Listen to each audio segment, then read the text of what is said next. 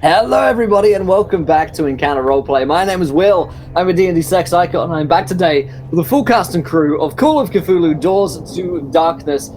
This begins the 9-hour Wednesday as per usual, so let's get rocking and rolling. Let's start by going around the cast and crew, figuring out who we are and who we're going to be playing tonight. So let's start with Redundant UK. Tom, how you doing, my friend?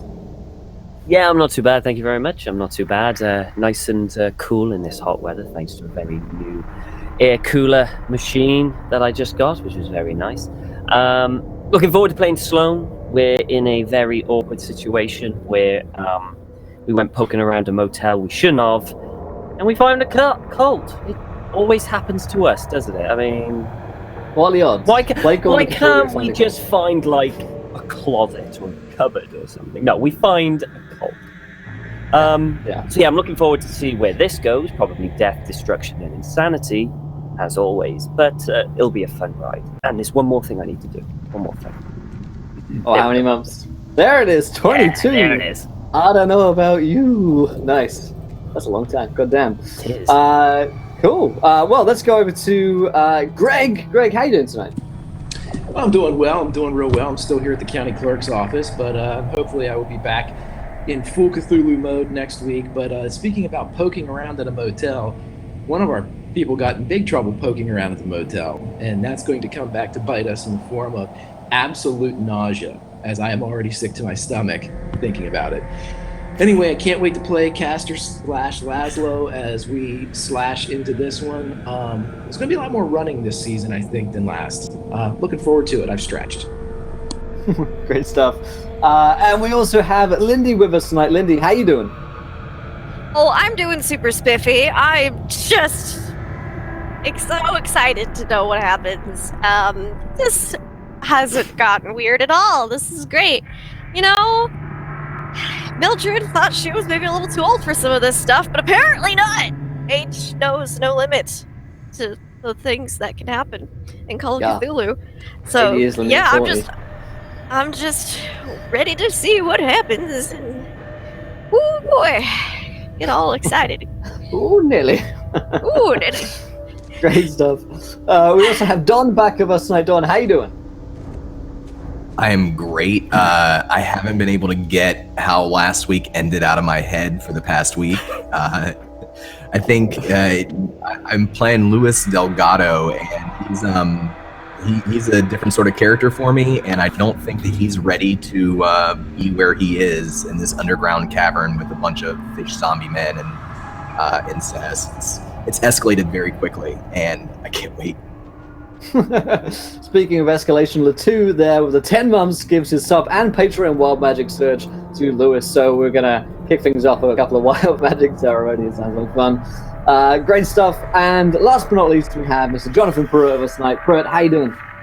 I'm doing great. I think I'm ready to do this after last week. The way it ended, I had to go and buy some bleach to try to scrub my brain. I'm pretty sure I bought enough to get on a terror watch list. Don't know. We'll see if they bust in my windows. So I'm been playing Seth Penhollow, book dealer, conniving. Some would call him a traitor. Those people just don't have the proper perspective. Called survival. And I can't wait to see where this goes and to see if he's gonna have to use his little two-shot. He'll probably miss. He has a really terrible firearms. So So let's see what happens. Great stuff. Before we get into today's game, and oh boy, is it going to be a big one. I'll remind you guys that we are sponsored, of course, by Fantasy Grounds, our virtual tabletop of choice. Let me slide up in here so you guys can see our map for today that we're going to be using for this little encounter. We're getting to using Fantasy Grounds, where you guys can see all the dice rolls and all of the tokens and maps from there. And of course, check out Wayland Games for all of your miniature needs as well. 20% off with stuff like Warhammer, D&D lines. I got 40k stuff over there. It's all great stuff. So check it out. But other than that, you guys too can interact with today's game. If you haven't followed the show yet, make sure to hit the follow button and join us. We hit 30 followers. You guys get to decide something which happens next in our game. We're only 5 followers away from that today, so make sure to get on it. Also, here is the tweet for you guys. It should be the correct link now. My apologies. 20 retweets will have another viewer decision. Maybe you guys could name the baby. Only kidding. Probably baby. Anyway, you guys can also donate to affect the game. Your players nat 1s, nat 20s, wild magic surges, and worse. So make sure to have some fun with it today, my friends. There was never a Shadowrun show on the stream deck, so maybe just a fever dream. Maybe in the future there will be. But let's go and remind ourselves briefly what happened last week on the show, because it was quite an interesting episode. The party have been investigating the Squatters Lake Motel, and the two brothers who lived there, Robert Brophy and William Brophy, two brothers. Robert in a wheelchair. William has had relations with Miss Crabapple, which we'll get into soon. The party had a look around. They broke into a warehouse, kind of workshop area, and found some strange vials, some strange jars with spines in them and yellow-looking organic liquids inside. At this point, they were starting to get sure that something pretty creepy was going on. That same night, as Mildred was awake in bed, poking around in William's room, she heard someone beneath the floorboards. Looking down, it turns out that there was an eye looking at her from underneath the floorboards, watching the entire time. And it was revealed that beneath this area, beneath the whole motel, there's a crawl space large enough for someone in a wheelchair to wheel themselves around in and watch everyone. Also missing from the party is Lewis's handy little helper. Lewis, do you remind me his name real quick? Ooh, we have Rufus. William and Robert. Rufus. Oh, wait, Rufus. Yeah. That's right, yeah. Okay, yeah, I wrote it down. There we go. Yeah, Rufus has gone missing from his room, and the party have been on the trail of the Brophy brothers down these tunnels, which I can hear the beating of distant drums in the background, and their noses have been bleeding, their eyes have been starting to bleed. It's almost like some kind of deep radiation is down here, and they've been suffering for the most part. I think Mildred has suffered the most from actually failing one of her con saves. At the end of the episode, they arrived in this underground cavern with water from the lake itself flowing in here. There's kind of stagnant old water. In here are two Brophy brothers, along with what could only be described as zombies, who the party have strong suspicions may have been former residents of the Squatters Lake Motel, somehow converted into these ghoul-like abominations. And the two Brophy brothers, William and Robert, were confiding in one another, saying that their master, whom the party suspect to be a being known as Glar Aki, will be very pleased with them. And they mentioned that he managed to pull something off with Mildred, and he doesn't even think that she realizes what exactly has happened. At this point, the two brothers began to vigorously stick their tongues down one another's throats and passionately kiss. And that is where we ended last week's episode, and that's exactly where we're going to pick up, unfortunately enough for these guys. So you're in the kind of underground tunnel area, and you guys, fortunately enough, have succeeded on stealth checks so that you are have not been spotted by this point. There are a total of 4 of these creatures around, which are zombies, denoted by the Z's on the map. And R and W indicate Robert and William Brophy, the two of which are currently together, kissing one another. They have a large gate, which is what is being represented by this large tunnel on the right-hand side, and a series of levers and pulleys by the stones that they are next to. Rufus's body is also here. There's a fair amount of water in this cavern, enough that it's up to your shins and you make quite a sloshing sound when you move through it. So if you are trying to be stealthy, it is going to be a little difficult to get through. So, what are you guys doing at this point as you watch the two Brophy brothers? And they have spoken to say that they, William's like, I don't even think she noticed, brother. I managed to do it very, very quickly.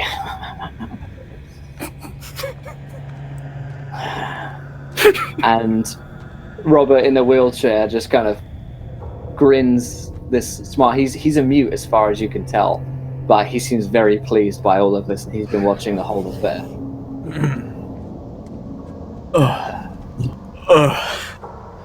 Seth just looks at Mildred with like disgust, like, and just kind of looks away. Rufus is there. Is he alive? What's his situation right now? He looks to be unconscious but alive. He's on the stone just south of Robert and William. Lewis is carrying half of this fisherman's body, and he's carrying her. And when he's this, Castor might notice his knees start to shake, and it looks like he might buckle. It looks like he might drop this body. You all right there, Mr. Delgado? Yes, I'm fine. We should go. We should turn around and we should go. It's your boy up there. I don't care about that boy. I care about us right now. I think this is not what I.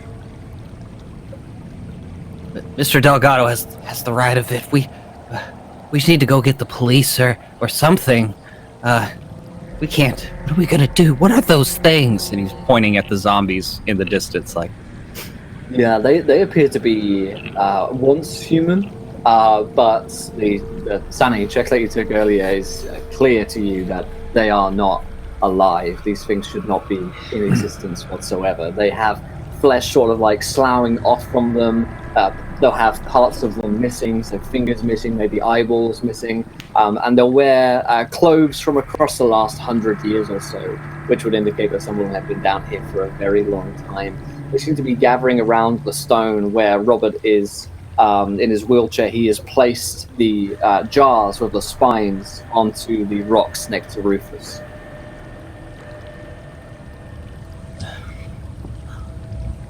Well, I don't think we can allow them to continue doing what they're doing. And if we just... Ooh. This is a conundrum. What are you gonna knit him? Are you gonna knit him some handcuffs? I mean, what are we gonna do? Like, how? I mean, he has a gun. And Seth realizes he has his Derringer in his hand, like shaking. Like, I mean, and he just is gonna stay at the back. Will, do any of the zombies bear a resemblance to the description that we received on James Fraser? You could not identify James Fraser, certainly not from this distance, but it looks like none of them would fit his description as far as you can see.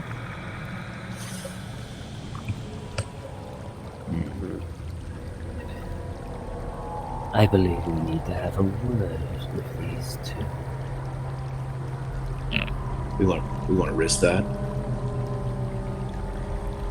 We must find the boy, and I believe these two know more. I would agree with that. He definitely recognized that photograph we showed. Well, who's to say he's not floating in one of those jars? We must find out. Then we'd have our answer. Investigation would be concluded.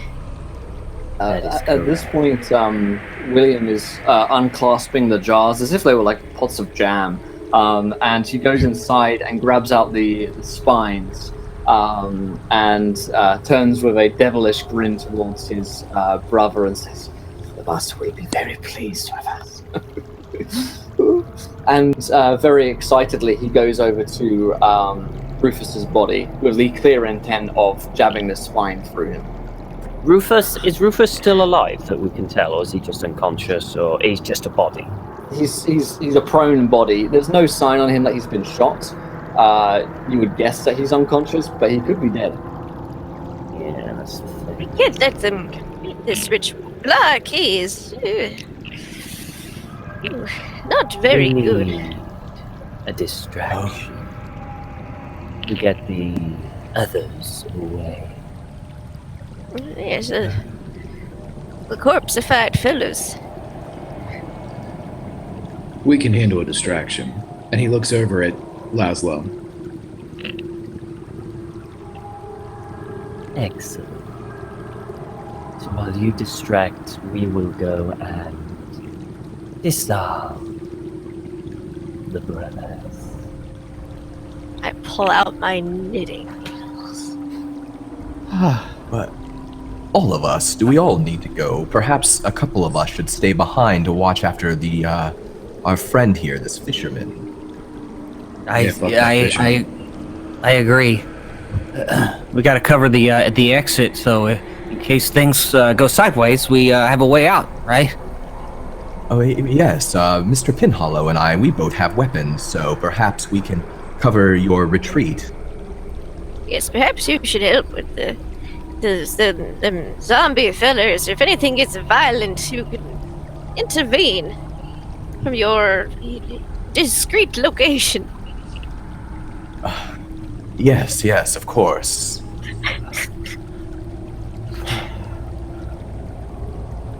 So you Okay. suggest that myself and Mildred I'll attack come with you. and disarm. Laszlo can cause the distraction. We'll see if they bite figuratively. And then I'll come with you. All right. Very well. Okay, so the three of you are moving into the area. Yes, and I'm speed knitting, getting ready to Into cast a the spell. if we- shadows, if we can. Yeah. Okay, you guys can run me stealth checks. Do I have any crits? I'm not on. Gotta load him on. Thank you for loading. Let's say for now that. I know Mildred had. I think she had 6 Yeah, left. you guys. Greg's got a bunch of. You got one nat 20, Greg. You got a couple of nat 1s there as well, though. Okay, I'm gonna use the nat 20 on the stealth for caster, and I'd like to use the nat 1 to amplify the stealth fail for Laszlo. Ooh. Oh, I get to choose when you're using nat 1s. Well, So okay. Yeah. I tried. We're good. We're good. Ah, We're good. yeah. We're good. Here we go. Okay, so that's a success on the stealth check for you. Anyone else using crits or just straight up? Mildred will try to stealth. I might need those crits. There's something else. I do not succeed. All right. And Sloan, what'd you get? I failed. Nice. So the two of you are kind of sloshing through this water as you creep your way ahead. And as you guys are moving up, you get to about here before the Brophy brothers are going to turn. And William kind of turns. He's still got the shotgun in his hand, in one hand, and the spine in the other as he's about to jab it down into the boy Rufus. And Robert just kind of like wheels his chair to look at you. William says, "Oh, made it down here." As he looks at Mildred with a kind of ecstatic look on his face. "There you are, hey. darling." Hello, Willie. Seems you got out of bed. "Oh yes, yes. No time to waste, as I'm sure you know." Apparently not. Oh, you are quite active in your age, but it seems we both are. "Oh well, the master gives me many gifts, and he has I'm given sure you he one as well." Oh, that's just terribly exciting. Your time will come. Care to soon. elaborate on it a bit? Your time will come soon. Now I'm very busy here. Oh, And he goes to stab Rufus. He runs him through. The spine is incredibly sharp. You guys can get a reaction as he goes to do it if you want to try and shoot him or do something like that. I don't have. I don't have a gun. Yeah. Good. You sent it to you guys. Good. Will, My gun's range is 3, so Will, did Amazing. with the crit that Castor had, is he noticed with Mildred and Sloane, or did he keep to the shadows enough to? Yeah, it's reasonable enough that Castor looks. Oh, Laszlo, which one was it? It was Castor the human. Is Okay, current yeah. human is Yeah. That's reasonable enough that you haven't been spotted yet. Okay, if that's the case, he'd like to have Laszlo run in and try to, and I'll put another one down here maybe to make it. He'd like to have Laszlo come in and try to harry in this area, like, just to see if they run behind this like stalactite or whatever it is, and see if these zombies react and start coming towards him. Okay. Let's see. Yeah. The zombies are definitely going to start moving towards it. They can't move very quickly, but they do move towards any source of food. And they kind of start staggering in towards Laszlo down there. It's not going to interrupt William from stabbing Rufus with the spike, as little monkey kind of yaps. But he runs Rufus through, essentially down by the heart. And the spine is strong enough and sharp enough that it cuts through William's hand as he does so, but also runs Rufus basically all the way through, and he carves him like a turkey, essentially eviscerating him down. You watch as he struggles for a moment from his unconsciousness, suddenly brought back into the realm of the living, only to be taken away again as blood pours down the altar around as the spike is embedded into him. And everyone who witnesses this, so certainly the three of you guys and the monkey can roll sanity checks. Will, is my ring still active? Because it took about half an hour to go through the tunnels. Yeah, your ring is still active. Sweet, okay. You've probably got at least another 10 minutes on that. Sweet. I succeed. Castor failed. failed. Okie dokie. What a nice big dice for this. I think success for Lewis. Nice. Those who fail are only going to lose 1. Those who succeed won't lose any. This vicious act of watching a man being eviscerated ritually upon an altar is enough to, severely damage the mind. But you guys are made of slightly sterner stuff from what you've been seeing the past few days, and managed to hold back that horror. However, at the same time as this happens, you begin to hear a yanking and a pulling on the ropes and the pulleys that are active on the stone towards the gate, and you hear them being yanked upwards by something which must be incredibly strong on the other side. And you start to hear a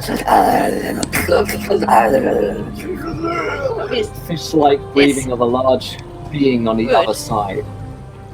Time to go. And William is like, he's here, he's here, he's here. Mildred, you will see. Come, my darling. Oh, on second thought, maybe we You're could not- do. We could You're not going, reschedule are this you? for another time. Well, I just kind of murdered that young man there, and that's just not particularly tasteful. Everything for Gla Aki. Everything for the master of the lake. And he's going to start hobbling towards you with his shotgun in hand. Okay, I am prepared to cast. It doesn't look like he has ill intent towards you, Mildred, but he is moving towards your companions. As he's Great. moving to us rather threateningly, Sloan is going to squeeze his cane, and as some bloods drip down from it, the cane will shimmy as kind of like out of a strange existence. If you look at it, it will give you a headache, and as it changes its form into a kind of small metal shield, and he puts it up onto his arm, and in his other hand he kind of wiggles his fingers a bit, and you can see somewhat like amber essences flowing in between his fingers, and he raises the shield and just starts to step back very slowly.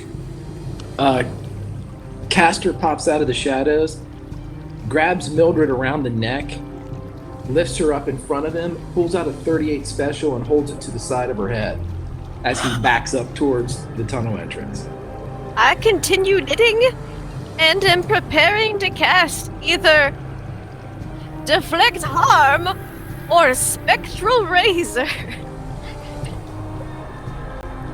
All right. So as this happens, as you guys are pulling away from these horrors, as the zombies are moving towards you, and William's approaching with a shotgun, he stays his hand as he sees Castor put the gun to Mildred's head. But he has a crazed look upon his eyes. At the same time, the gate opens fully, and you see the creature, which you could only assume to be from your reading some avatar of Glar Aki. It is an oval-shaped being covered in countless thin spines, its body colored in different metallic hues. The front of the oval bears a spongy face with a fanged, thick-lipped mouth. 3 yellow eyes protrude on thin stalks rising over the mouth.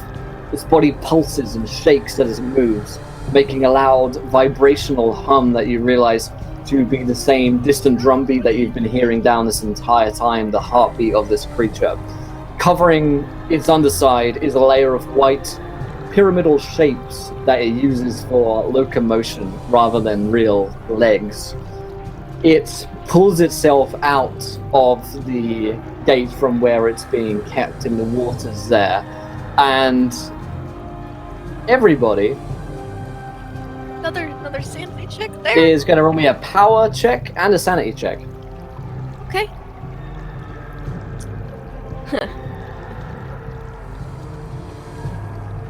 I'm going to use an advantage on my power check. Will, Holy before crap. I roll, I will remind you of my nat ones. I rolled a idea, crit. yes. I rolled You can take a a nat crit one on that, Greg. success. Rolled a crit success on my power. Nice.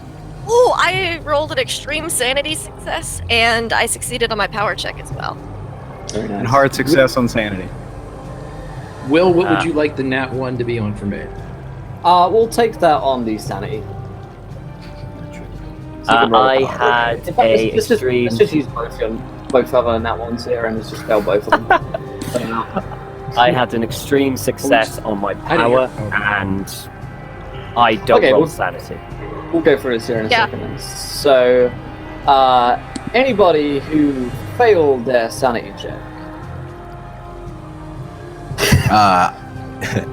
Louis spelled his sanity check. That is a D10 for seeing it. If you succeeded your sanity check, you will only lose 1 point of sanity. Okay. And who failed their power checks? I just- succeeded, but I didn't know if you. I didn't know Yeah. if you nat 1. I can use your nat one on that one as well. So everyone succeeded except for Castor. Nice. So you will watch as Castor has the gun to Mildred's head. He Oh no. puts it down and starts walking towards the avatar of La Aki as if in a trance. Ouch! Right now, what you are seeing, Castor, is deep beneath the city of water, staring up at huge pyramids of beautifully colored buildings and columns and fish people that swim all around you. You're not actually in this moment anymore. You are essentially in a dream. What is that? The rest of you guys see this. What would you like to do? Well, I was Will, real right. quick, what was the sanity loss on that? Did we roll that ourselves, or did you You lost 10 sanity if you failed. Okay. If you succeeded, you lost 1. And Factor Lauren gives a nat 20 to Greg. Try not to die. So guys, I have something I'm gonna do here. If I don't know what you guys are gonna do, but Laszlo's gonna run down and jump on Castor's shoulder, grab his ear, and go, and then grab the monkey and presumably haul ass in the opposite direction. Seize it. Sure. Okay. So what is everyone else doing at this point? Backing the hell up. Yeah, the only Seth doesn't like this. He finally snaps to him and he remembers this ring that's supposed to help protect them. He's going to activate his ring Nice. to hold back your Lewis horse. is, And of course, we'll probably won't roll any more sanity checks. Lewis lost enough sanity for him to gain an insanity.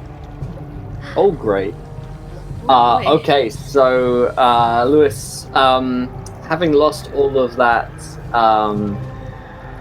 sanity, in one go, you stare at this creature of unbelievable age and power, and you are fascinated with learning everything you can about the creature known as Glar Aki, and which may lead you into further depths of insanity. Right now, it's a hunger for more knowledge about what this thing could be and how it's born. So as you are standing there for a moment, Castor, Laszlo jumps up and breathes into your ear, but it is going to give William a chance to try and shoot you. Would anyone like to do anything about this?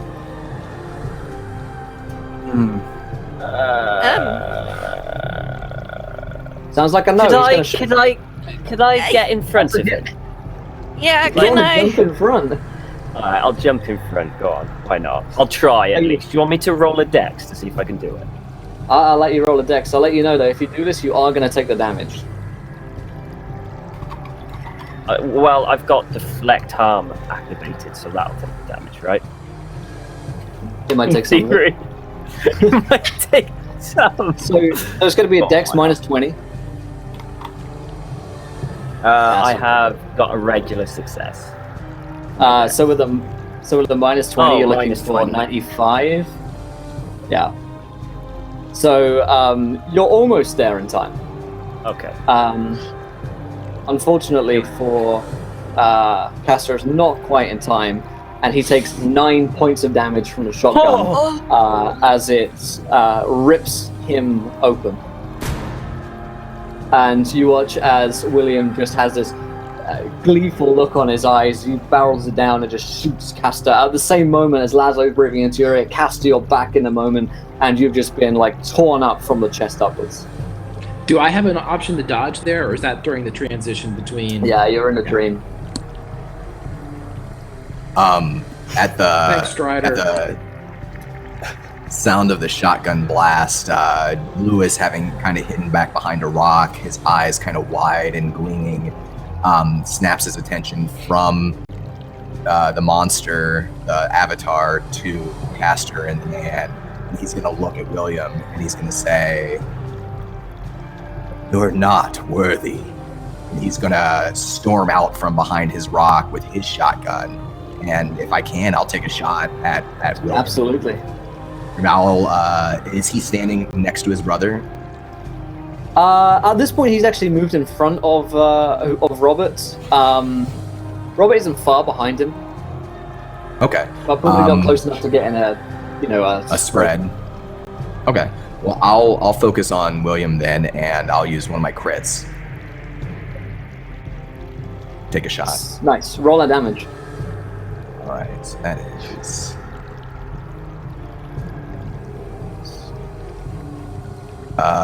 It's going to be 26 damage. Nice. So with math, let me go back to my fantasy grounds tab. You watch as you blast apart William Brophy's clothing, and you see what is essentially just sort of like skeletal remains beneath as you blow him backwards, a smoking ruin, and onto his brother's lap, onto his wheelchair. He's just stumbled backwards and fallen prone like that. The creature still appears to be coming, but you've certainly got a huge hit on him. And thank you to 4 branches for 10,000. Gives players a cursed item. Thank you for the entertainment. Thank you, 4 brand. I am gonna. Whew, that's gonna be a good. Spectral Razor. It's 2 rounds to cast. I still have a round left to wait, right? Sure. Yeah. Before I can use it. Okay. Still just. Seeing the fact that Castor just got the shit shot out of him, Seth will use this as an opportunity to help usher along the retreat and also provide himself a little cover. So he'll go up behind Castor and be like, Come on. We have to leave before they might shoot you again. Let's go here, please. and he starts kind of like helping Castor kind of back up, but clearly keeping Castor in between him and the action that's happening out there. Great stuff. As this happens, that's Latu with the 15-pound Wild Magic Surge for Castor, Laszlo, and Sloan. It could be good, right? And we'll also read out Luce's Wild Magic Surge as well. Thanks for that, Latu. Yeah, you can definitely grab Castor and start to pull him out of here, Steph. Pulling the back of you, two of you back to around here. Remind myself what Dawn rolled earlier. 2097. So Lewis's first one. Your home fills with some kind of thick blue liquid. Interesting. Say goodbye, Necronomicon. Right. Oh, that's Lewis, not Sorry. Yeah. So what fills with liquid? Your home. Yeah, we've got a nice house, I bet. And His toilet overflowed? Not anymore. Yeah. Secondly, railroad tracks run straight from here to your home. We're gonna say that this is Lewis. He kind of like realizes that he's got in a good shot, but this thing is still coming. And all you can think about is just getting back home as quickly as possible and getting out of here. Okay. Let's see what else you guys got. So Sloan, 1378. You lose 1d4 hit points per hour until the sun sets tonight. We'll call that midnight, so you're just going to lose a d4. Ouch! You lose 2 points. And this is essentially like tripping over in this like water with spines underneath it, and just like scrabbling to get away from everything. So there's that. Then we've got Castor 5365. Castor, you can teleport, but you arrive 1d20 days later. Interesting, could be good. And then we've got another one for, I think, Laszlo. 9501. The next weapon to nearby to draw blood, thereafter craves blood. Let's just actually say that's Lewis's shotgun. You've got the power of having like shot a man with this in your hand, and it feels good. And something about the shotgun likes it as well. All right. So that's our wild magic. Seth, you've managed to pull back Castor into the tunnel beyond. Mildred, do you want to stay to cast the spell? Can I walk in it? Like, just backwards? Like, not, like, dashing, but just using my regular movement speed and casting it? Yeah, Okay. absolutely. Yeah. What does the effect have? Read out the spell for us. Okay. I create an invisible blade, which can be used to cut and slash victims. It's an immaterial weapon I can use at range and yards equals to my power times 3. It's 1d6 damage per round, and it costs 2 sanity points and 2 magic points. And for each Nice. additional round of effect, it's another 2 magic points. Alrighty, so So- you're gonna Drop the 2 sanity. Yep. And what does this look like when Mildred is casting? It's like the runes on her knitting needles begin to kind of glow, and the yarn she's working with, like she's always got a project on her needles, it seems to kind of separate from the rest of the project as if she's casting like a different type of knot system she's working on. Interesting. And Alrighty. I'm gonna see, are the brothers both still alive? I know William got shot, but is he still okay? He hasn't moved. He's on Robert's wheelchair at the moment. On his lap, basically.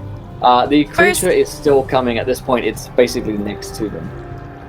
Okay. Does it look like it's interested in them at all? Like, No, it's got its eyes dead set on all of you. Okay. It looks hungry. Okay. It doesn't appear that any of the brothers is controlling it. No, this thing has been born. Well, then I'm gonna swish at the creature with my blade. So Alrighty. It's gonna do 1d6. Well, I poke it. Yeah. Kind of hope for a little bit more, but the avatar of Glar Aki, it can't laugh. It doesn't have that ability within itself. yeah. But it gives you that animal look of, when dogs give that look, like, what the hell do you think you're gonna do? And it just kind of like tilts its head towards you as its slavering mouth just kind of gets closer. I'm just snacking up. It watches it lowers its back, almost like a dog, and the spines from its back look ready to shoot out like javelins towards you. Then I will drop the spectral blade and prepare to deflect harm in case it did. Alrighty, Sloane, you got a chance to do something here. The rest of your friends are back in the tunnel getting out. I fall back in the back of the tunnel. And how big is this tunnel? Can I put my body in the way so nothing can get past me? Or? Sure, yeah, you could do that. Sure, why not? Why not? Alrighty. And I'm slowly backing up, speeding up if there's more space behind me so I can... Absolutely. As you do this, you kind of like back up and make yourself a large target. It is going to shoot out one of its spines at you. But it's going to miss. The spine just kind of... and it shatters just like a javelin against the hard stone. A second one goes out towards Grandma. And that is also just going to miss as well. Both spines just shatter on the ground next to you, but these are large enough to completely run a person through. They're larger than the spines that are in the jars. You're pretty sure one hit from one of these things is going to end your life. Slightly want to speed up now with the escape. So, the size of this thing versus the size of the tunnel, what's that look like in relation? It is big. Let me see if I can actually show you a picture. I can.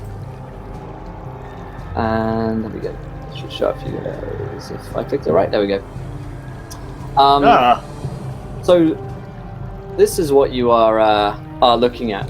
It is amorphous looking enough that you would suspect it could pull itself through. However, it's not quite as fast as you guys. It moves itself on these strange kind of blocks on its... It doesn't have any legs, and it kind of like pulls itself forwards. It's almost slug-like in nature. You think that you could outrun it. Oh, Jabba's brother. And you said that the tunnel itself was like a kind of a worked like mine shaft, and it has like cross beams and stuff supporting it. Yeah. Okay. what if we move a little further down the tunnel and collapse it? Maybe we can block off its escape and trap it. That sounds like a good plan. Let's keep moving. We have to get out. Starting to think this trickle is running down my leg. As they're fleeing to, Lewis looks back and says, "You are magnificent," to the creature right before he lifts up the fisherman and slings him like over his back so you can drag him along too. Nice. Yeah, The fisherman facing the creature just in case the creature gets an idea to try to shoot him. Of course. All right. Is everyone at this point fleeing out from here? Yes. yes. Okay. The creature is going to pursue, as are the zombies, but they're just not swift enough to pursue you in full. As the group of you flee down the tunnel, you are all still going to roll me one more Constitution. I'm gonna crit that. It's a good idea. Yep. Yeah, I'm gonna crit that. Yep. I'm gonna use 3 luck to make sure that passes. All right. Looks like we have all succeeded in that case. Yep. Everyone got it. Good. I think so. Okay. Good. So, as you flee away from this place, finally that incessant beating of drums in your mind just recedes away. But the horror of this creature, the sheer sight of it, even if you pass your insanity check, and for those of you who didn't, Lewis and Castor, the sheer horror of it is enough. I think that gives Castor a permanent insanity as well. He is similarly fascinated by the creature losing 10 in one go. Yeah, I think I have 2 more for a permanent. It's a temporary for me because it's okay, yeah. 15%, right? 20%. Yeah. Oh, then I'm way under. Yeah. It's 20%. Okay, good. But nonetheless, enough to make you never wish to return to this place again, let alone even think about it. Thinking about it is going to cause nightmares. As a group of you flee through this tunnel, probably you collapse a part of it on the way back, but you may not even have the wherewithal to do that in the panic, where it is simply fight or flight, and if you try and fight, you die. You flee back up to above the Squatter's Lake motel, and your car is still there. So who's for burning it down? That's what I'm rather partial to that myself. We did put a bunch of gasoline on it before heading down there. Well, yeah, Castor backed up a car and emptied its tank onto the foundation of it, so. He'll just throw a lighter as he walks by. Yeah. Gets drugged by. Yeah. Fire starts pretty quickly in the crawl space of the motel as you guys flee. No one right now is going to feel like staying around to find out how far it burns. Nope. Who is going to drive out there? Does anyone want to try driving? I mean, I can try. Ooh. Yeah, I fail at driving. I can't get the car started. My hands are sweaty, and I keep dropping the keys, and then I flood it. I'm sorry. I'm just. Craig. It's different when you read about this kind of stuff. And then I'll spin another crit to get us the hell out of here. Alrighty. That's how we got here. Yeah, with no Rufus to make good your escape and drive you guys out of here, it is up to Mildred to make good your escape. Eventually, as the... Go ahead. I was going to say, technically we have 2 cars. One we're supposed to return. Yes, I take the one we're supposed to return. We're going to leave Mr. Delgado's car? Unless someone else wants to I drive don't it. care about that. I can buy another one. Okay, I was just checking. I promised Cassandra I'd get this back to her today.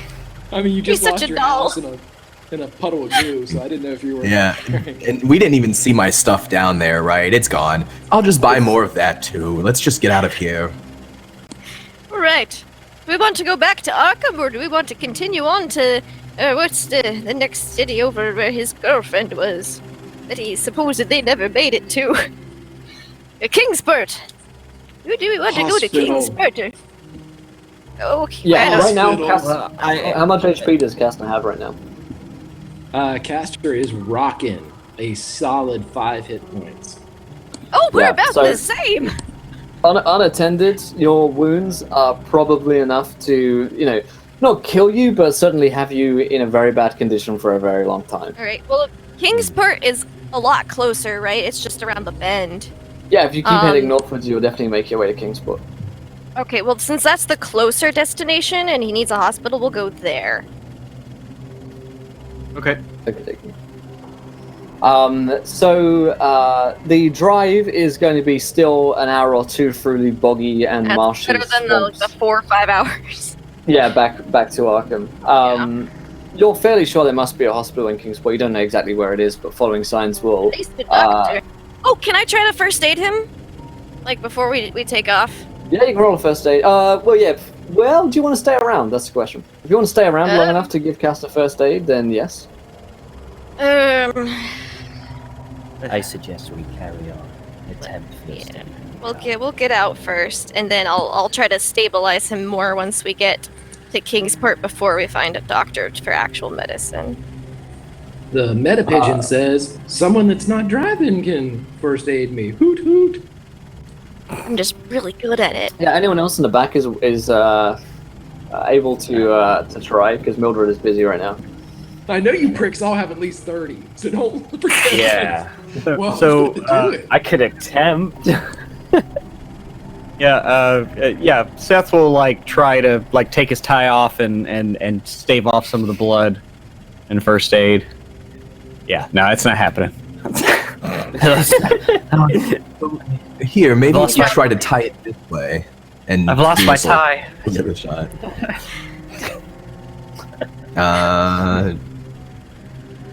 I don't know. It's just there's so much blood. No, Lewis fails. I love the fact everyone's poking at this wound. Maybe there's something in this book. I'll see if I can find something. And he cracks up Revelations of Glarkey, Volume 6. It's up front reading it. Oh, you're Do you mind if I read over your shoulder? Oh, I have the sequel to that.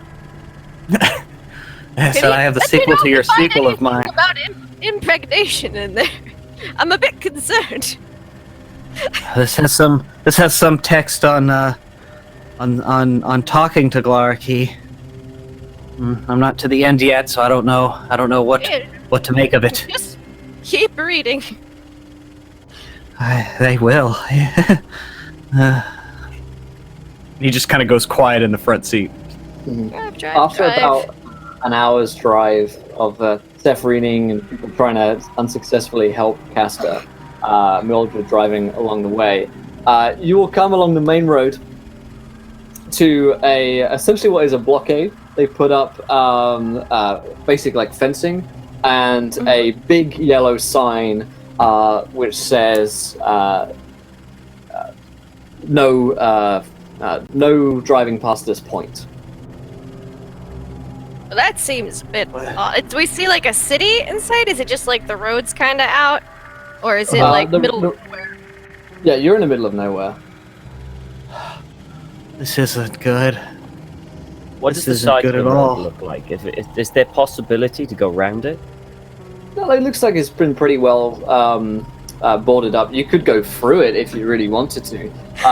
It would, put a bit of strain on the car most likely, and it's already going through quite a lot in the boggy swamp area that you're going through. But it looks like something that, when they're working on the side of roads, they put up for diversions, but it doesn't seem to be a diversion. You could certainly get through by foot very easily, and you don't think it's that far. When you say it's all boarded up and stuff, how much are we just? Is it just like roadworks sign, or is it proper someone's barricade to hold up? It looks to be a pretty substantial, wooden fencing sort of barricade. So it looks like a fence has been staked into the ground for this. Interesting. Can I look with my terrible vision and see if there's any tracks recently that looks like someone's driven around this, maybe? I keep turning off my camera. Yes, you can. All You want me to spot him? right. terrible vision. Maybe I'll see something. Nope. What do we want? Well, fellas, it seems we've hit a roadblock. We must depart. Finish up. I mean, do we know how close we are to Kingsport? Is it far? Roll me a navigation if you wanted to know exactly how far away you were. Oh, but yes, Sloan, have you ever been? To Kingsport. No. Yes, you're familiar with this area. I'm familiar with Arkham. Oh. Well, Kingsport is the other way from where you've been, really. Castor, are you capable of walking? How are you feeling?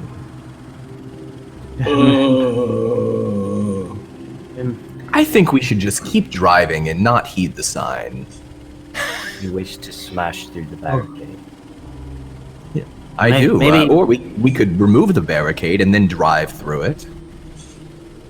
Well, just tell me where to go.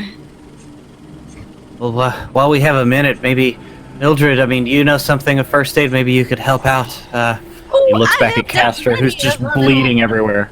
Boys in blue during the Civil War.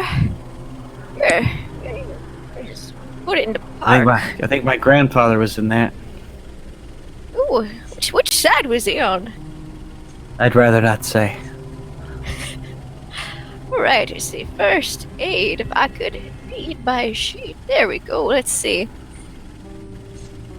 There you go. It patched you nice up right there. That's a hard You can heal success. for one, Castor, and natural healing will begin to take place. You certainly feel a lot better now you're not actively bleeding. It's a whole Civil War trick. Just cut it off, right? No way. Pouring sugar in the wound. So, Will, this blockade, like, how's it look? What's it look like exactly? Does it look It's like a safe something we fence. could? Yeah, a car could go through it. Oh, do you but think it's I like hammered in the ground. Yeah, someone's come along and they've staked in a fence into the ground to It's stop anyone definitely not a else. temporary roadblock. Right. Wait, and this is the only road to Kingsport? As far as I know. Yeah, from certainly from the Squatters Lake Motel, which is true backwater country. I got a bad feeling about this. As do I. This whole night's just been one crazy event after the other. Oh, Yeah, I can. Now drive Well, through. we're already can... facing in this direction. All right, I'll see what I But can they- do. steering I'm wheel getting can't out of the turn to car. change directions, but that's I- neither here nor there. I am absolutely getting out of the car and standing to one side. That might be Okay. why.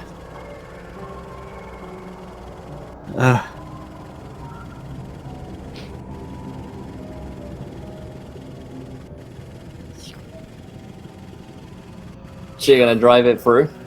I'm gonna try to Yeah, you can run me a drive all for this. use another crit. Good. You watch as Mildred smashes through the barricades and just kind of like pushes it right through the wooden fence. It kind of clatters with a loud sort of explosion of wood, and she's through on the other side. If anybody asks, it was like that when we found it. Can one of you boys make sure there's no pieces of the sign stuck in the front of the car so it's not conspicuous when we get to Kingsport? Oh, yes. And Lewis will go around and try to make sure there's no like wood jam, that the tires are not flat. Just basically try to check out the outside of the car. Yeah, absolutely. As you guys are checking the car, it looks to be, in pretty bad condition now. You've smashed through a fence, you've been going through a bog, and you probably haven't been driving quite as carefully in the attempt to get away and to Kingsport as quickly as possible. This thing is, this is probably one of its last rodeos. Well, I tried. So just keep puttering along then. We will continue for as long as we can. Keep an eye out for signs for a hospital. The car explodes. Yeah. It's like in GTA when it's like on fire and eventually it'll just blow up. That's exactly what I was thinking. How many stars did busting through the sign get us? That's right. Yeah. You get to dive out of the car before it explodes. Yeah. But it looks like certainly this car probably isn't going to get back to its original owner. Certainly not in one piece. But as you are driving through further onwards to Kingsport, certainly the road itself is rocky enough to be under some kind of construction, like a lot of potholes, very kind of bumpy ride. Perhaps they are doing maintenance on it. And after about another half hour, the city of Kingsport is actually in sight. And you come to another roadblock on the other side, which is similar conditions. Fence staked in, no driving past this point on the other side. And there are two men who are on it as well. They would appear to be construction workers. Sort of like high-vis jackets, like helmet on, that kind of thing. They look like they've been doing maintenance on the road. I'm gonna drive up to Wait. where- Oh. Okay, carry on. Oh no, what were you gonna do? I was going to say, have they seen us yet? And That's a perhaps good we should question. Yeah, park have the they car seen us? and walk up the road. The only car coming down or a road which they've had blocked off and been doing maintenance on down this very rocky path is pretty obvious coming along as it chugs its way through. The engine's got that kind of drone to it where it's like, oh, this thing's not going well, Yeah, this isn't a Tesla. Yeah. Roll the window down and be like, "Oh, good morning, young men. Could you point us in the direction of the nearest hospital, please?"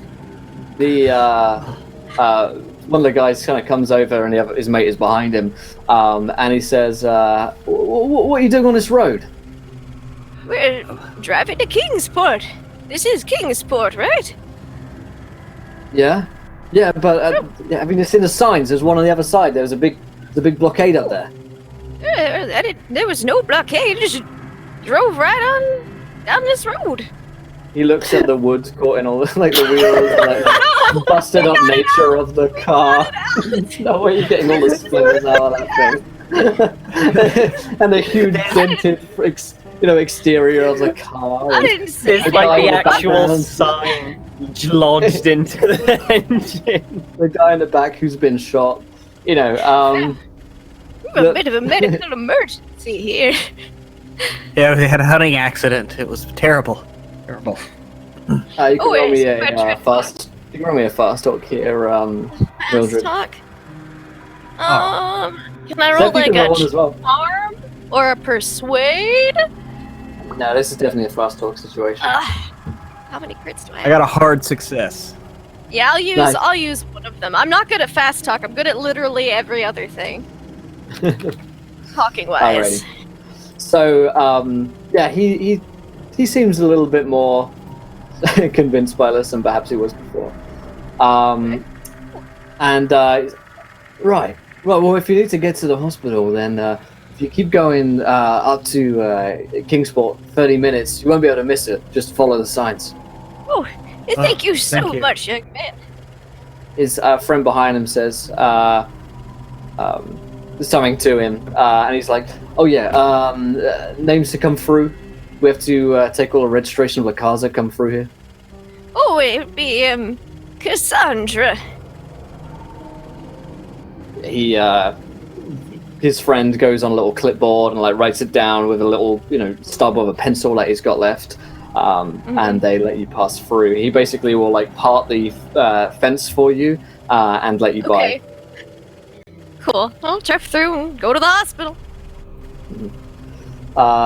So you drive through, and it's not long until you will come to the city of Kingsport.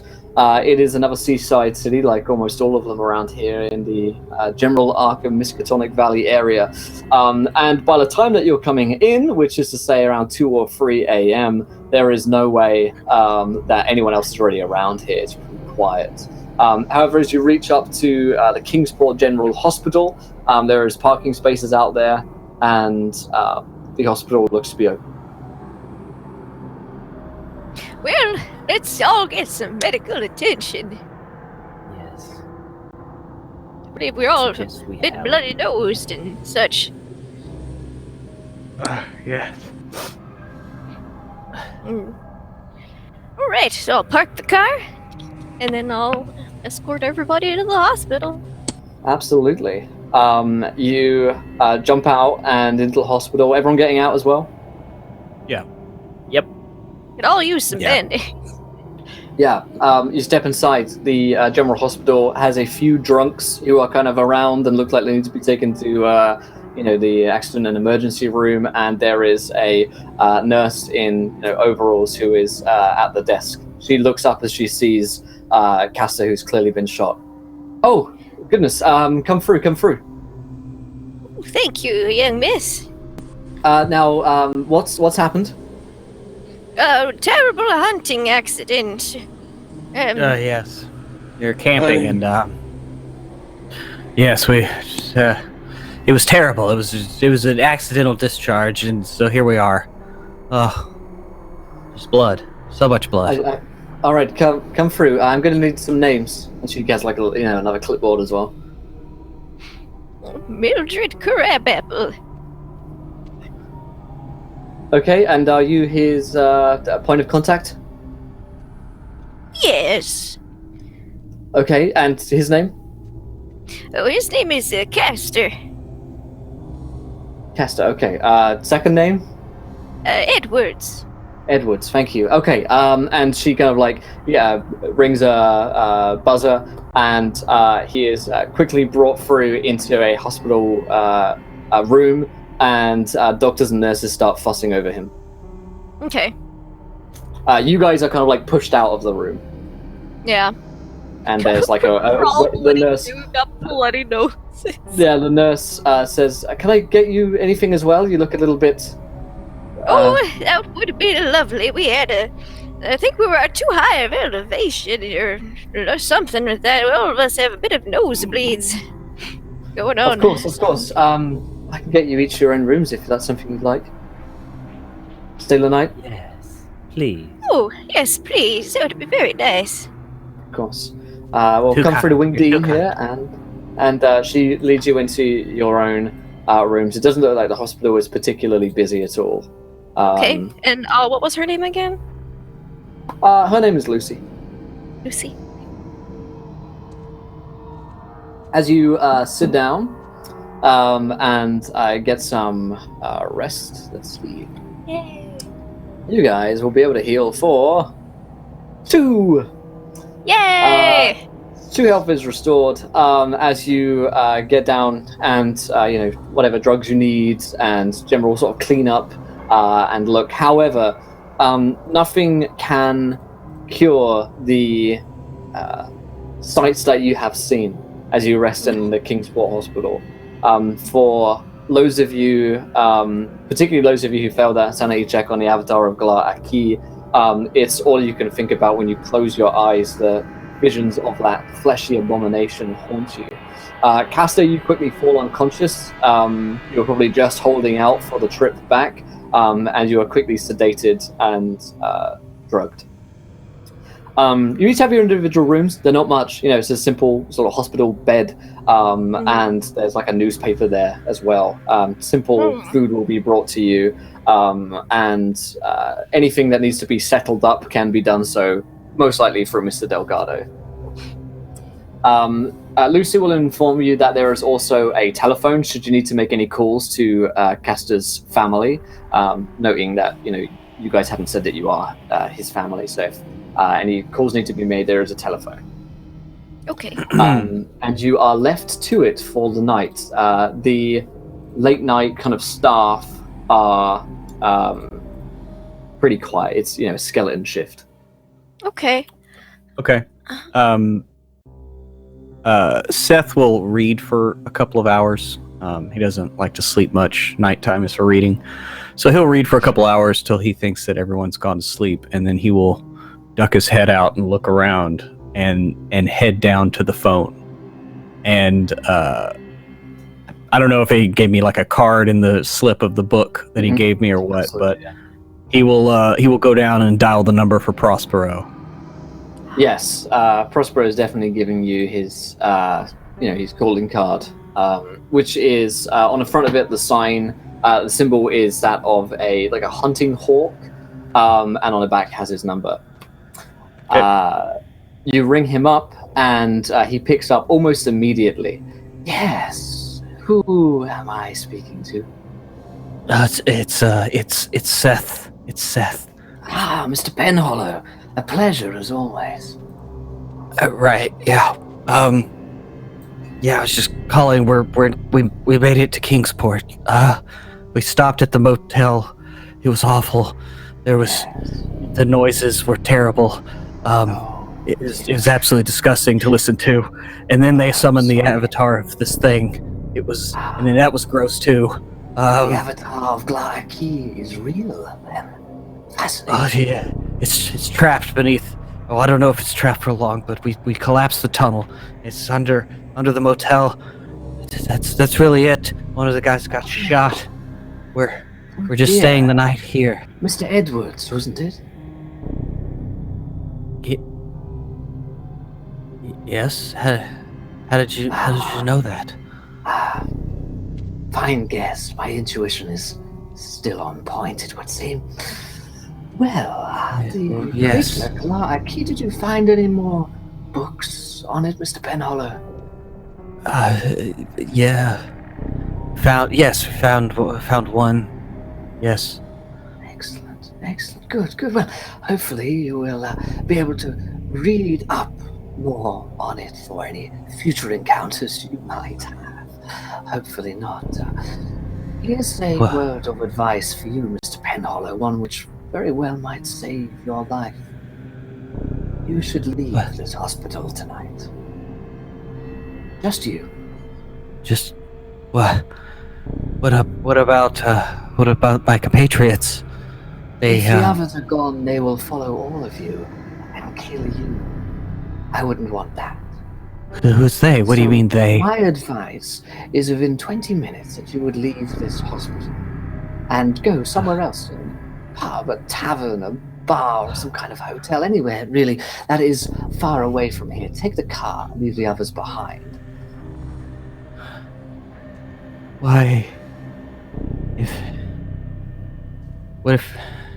I mean, time is ticking, Mr. Penhollow, and maybe certainly 15 minutes time, men will break through here and kill your companions. That's understood, sir. It is best that you leave now. Yeah, I will. You're welcome, Mr. Penhollow. Thank you. Thank you, Mr. Prospero. Thank you. He hangs up. And Seth will just kind of stand there for probably like a minute, before he shakingly puts the receiver on the phone. And slowly walk back to his room, gather his things, and start to walk out. Okay. You take the car? He gets down to the front door, and shit, and turns around and kind of goes back to the room, and he goes to Luis Delgado, and just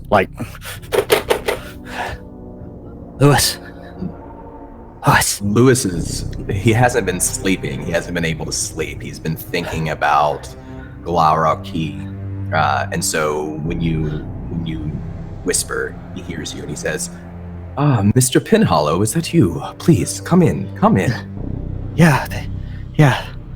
And looking back up, when I was heading back up there, looking around the hallways, is there any kind of fire alarm system here or anything like that? Is that? God damn this fucking button. Yeah, there is a fire alarm that will sing off a general alarm around this place. You'd have to smash some glass to get it. Okay. And he's like, looks up at Lewis, and then he like finally like sparks, and he just like turns around and finds the thing and like hits it, and then starts running out. He hits the fire alarm, and then an alarm right before he rings out. Lewis will stand up, confused, still dressed in his ragged, now impossibly muddy and ruined suit. Put on his hat, grab his little side bag with a gun in it, walk out, and kind of look around down 2 hallways, looking for which way Pinhollow went. Absolutely. and Go ahead. I was just gonna say, Seth is just kind of like very weirdly, like he looks over his shoulder at Lewis, and he's like, he looks almost like embarrassed or ashamed. You're not really sure, but he's just kind of almost telling you like, let's run, but not saying it. He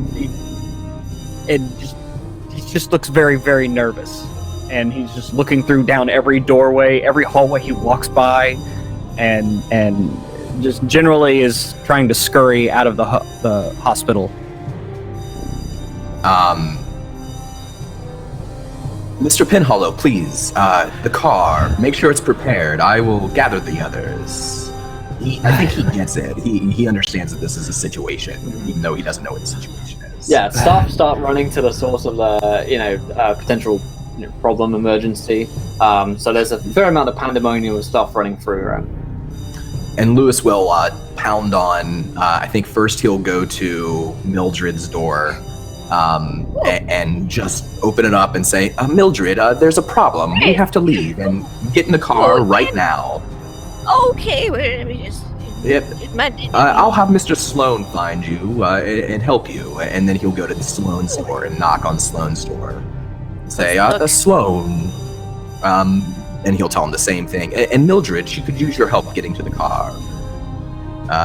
And then he'll go to Castor, but Castor's like in the back, right? Right.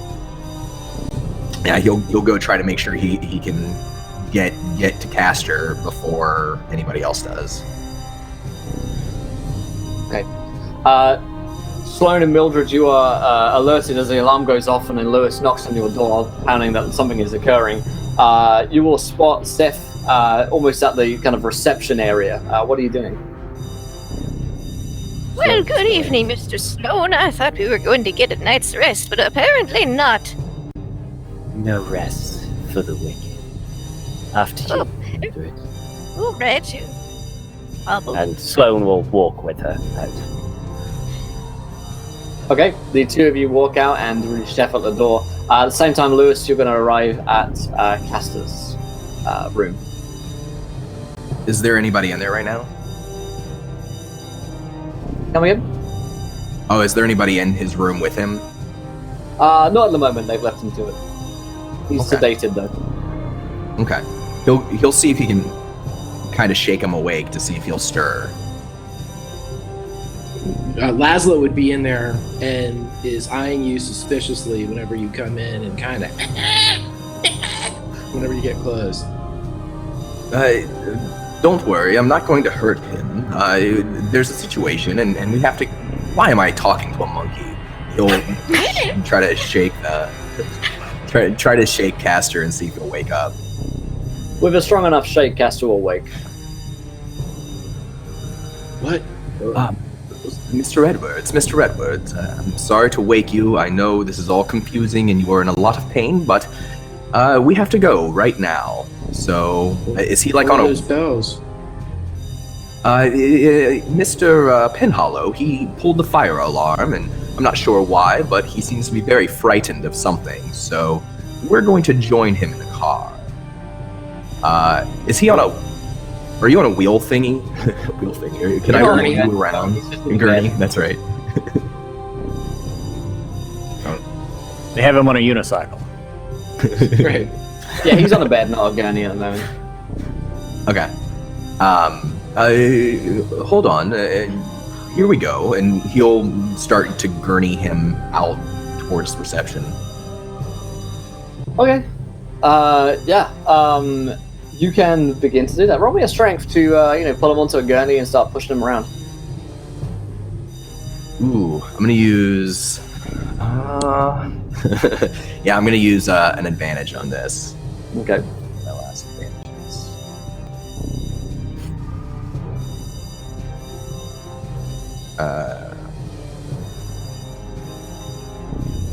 Just a regular success. Cool. So you're gonna pull him out and start kind of, gunning it for Seth in the car as Mildred and Sloan are getting into the car at the same time. At this same moment, as you're about halfway down the hallway, you'll hear and watch as all of the windows in the hospital explode instantaneously. And it is like a grenade has just gone off, but as you don't hear that familiar clinking, it's not the same explosion sound, just all of the glass immediately just explodes, shattering across the two of you, the windows behind you as well. And you start to hear shouts from all around you, essentially. You're about 50 feet away with Seth right now. Sorry, not with Seth, with Castor. He's clearly slowing you down, though, as you're having to, push him along. And also, Will, at this, in all of this, Seth would run out and go ahead and try to get the car started. I'm going to use a crit success to do all that. Nice. Yep, the car is running. In the pandemonium, is there a sound of? Is there any sense that there's anybody coming after me? Anybody who doesn't look like they belong?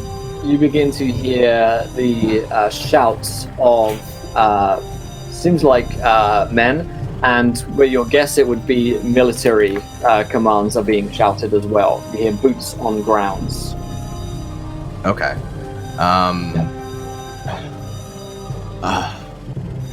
Castor, can you help me out here? Can you move? What do you need? What do you want me to do? There's men coming after us, and then I can't. You're slowing me down. I can try to walk, sure. He'll try to walk. God, he'll see if he can get him up on his feet.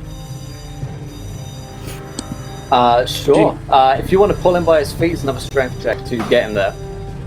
Okay, I'll take a shot at it. You start to hear the sounds of a gunfight and the screams of dying nurses and hospital staff as whoever is in here, they can't be far away now, you hear them down different corridors, are murdering everyone in the hospital. So I got an extreme success. And I think there's his usual kind of detached demeanor, just a flicker of greater fear in his eyes, and his heart's pounding, and he just adrenaline's Castor up to his feet. Alrighty, nice. As the screams of the dying staff around you, you manage to get close enough to the car and out of the reception with Castor. Looking behind you, you will see just get the shot of a staff woman. Is Lucy, actually. You recognize her from the reception.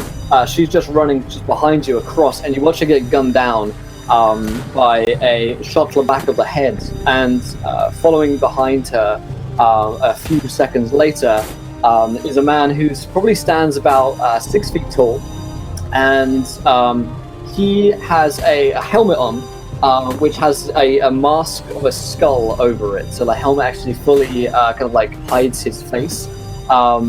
He is wearing what would appear to be a full kind of combat outfit. He would look to be a full military gear. And he's just shot her and turns to look at the two of you as you are fleeing away.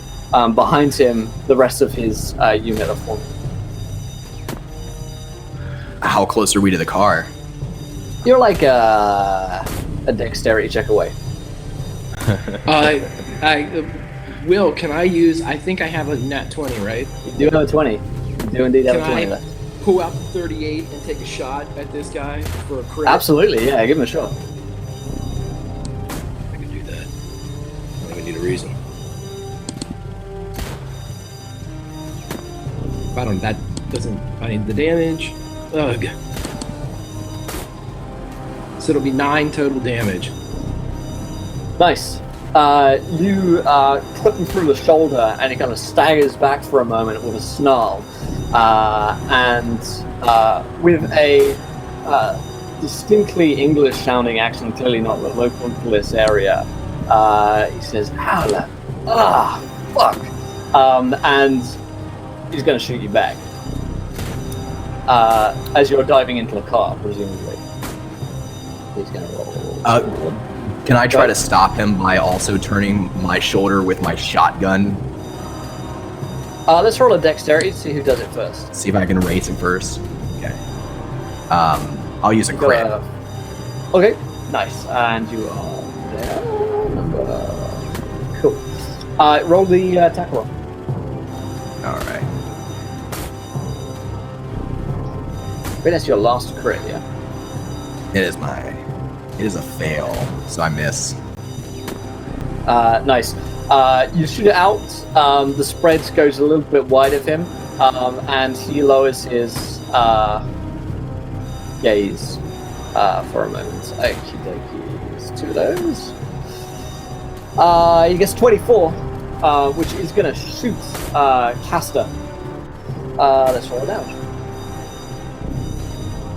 He's got a revolver. That should be a D10. 8 points of damage on Castor as he lowers the revolver towards him and shoots him. The bullet goes through right between Castor's eyes for his temple, and his brains go out the back of his head onto you, Lewis. The guy shot in the shoulder. The mask turns back to look at him, and bullet straight into the middle of the eyes. And he looks at Lewis and says, "I would run if I was you. Pretty fast." Lewis is already running. He's blinking brains out of his eyes. He's dropped Castor. He doesn't even look back at him. And holding his hat in one hand, pushes his way out the door and tries to get to the car. Absolutely. You make good your escape. He does not appear to follow you, though clearly the firing squad behind you could have very easily just fired down the corridor and killed you. There'd been no, you're very surprised you make it to the car. And the last thing you hear from the man in the masked skull, he says, "All right, guys, let's clean up." And Seth, presumably as soon as Lewis is in the car, you just get the hell out of Dodge. Yeah, I'm just gonna peel out. Nice. You hear a shot, second shot go out, Lewis, as you're running, and the squeal of a monkey. And that's the last thing you hear as you flee away from the Kingsport General Hospital.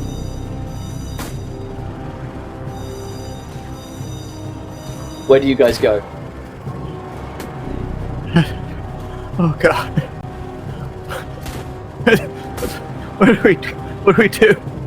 Where do we keep it together? Keep it together, Pinhollow. Move out of Kingsport. And Seth Drive, is just damn like Seth is like driving, but he's constantly like looking at his hands, and looking back at the road, and looking at his hands.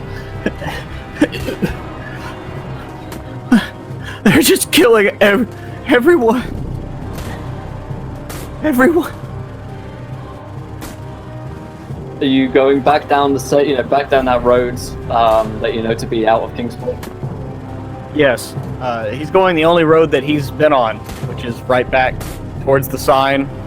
If the sign is shut, just gonna plow right through it.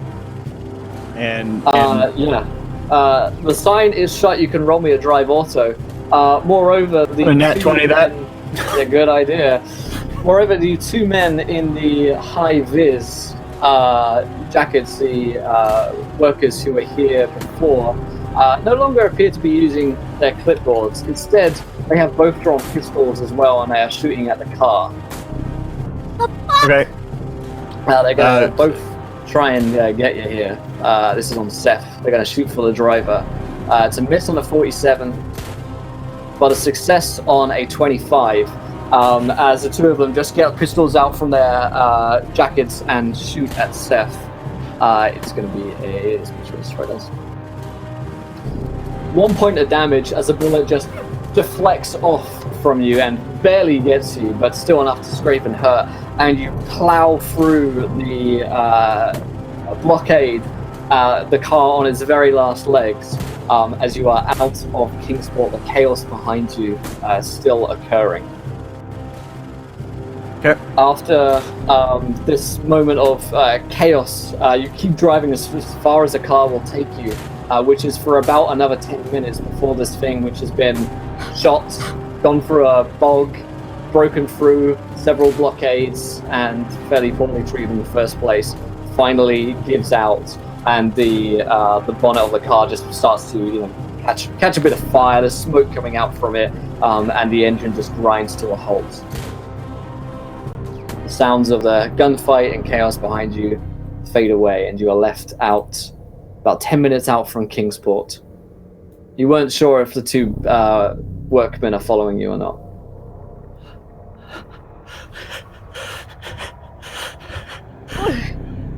What was going on back there?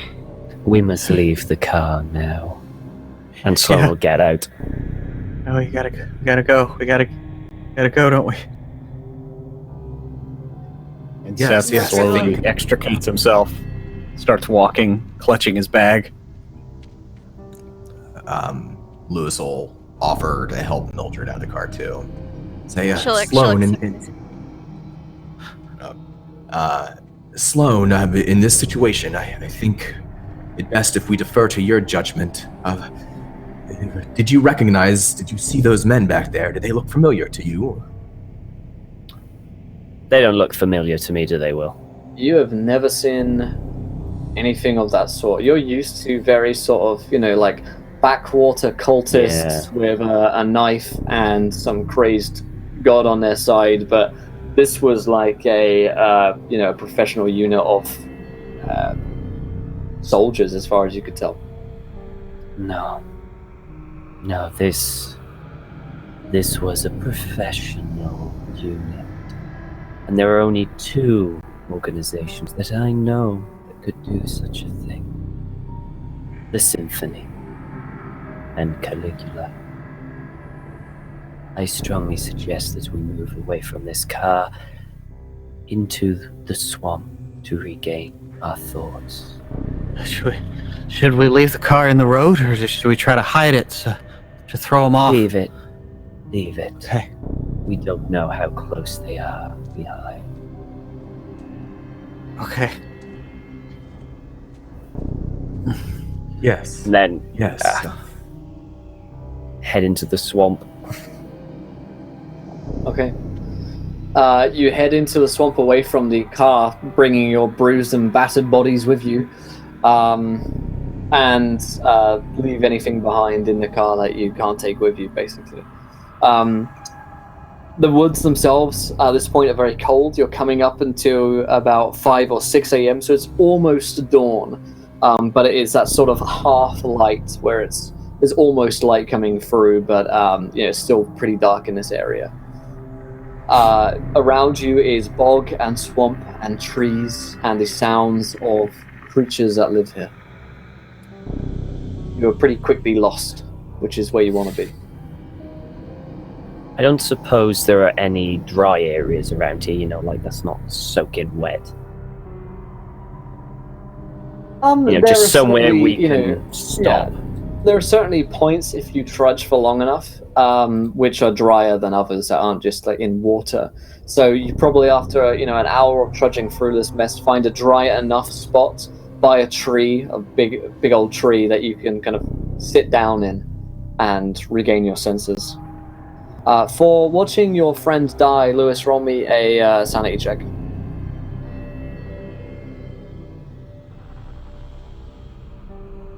It's good. Let's see, it's just this one then. You lose 1 point of sanity as you see this. The rest of your companions will also lose a point of sanity as well for knowing that Castor is dead. You may not have actually witnessed the act, but you certainly saw the body. And and you find yourselves camping out in the swamp. I think Lewis is just kind of blindly following Sloane, just his face slack and exhausted. He'll say, "Did anyone know Mr. Edwards personally? Friends, maybe?" I knew his brother,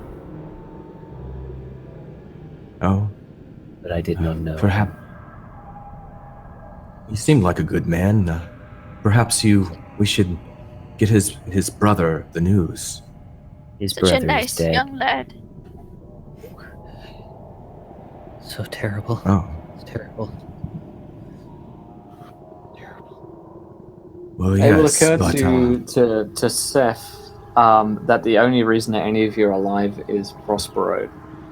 And it will occur to all of you that at this point, it may be time to contact Caligula. Yeah.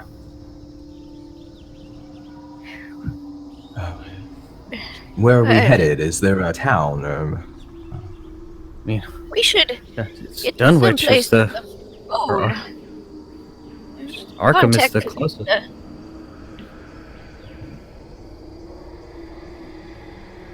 You know what was Is- strange was they shot Mr. Edwards, but they did not shoot me. I did not think about it till now, but they could have killed me too. It is very strange. This is escalated in a way I was not anticipating. Let us Maybe- review the events leading up to what happened, shall we? Please, tell me.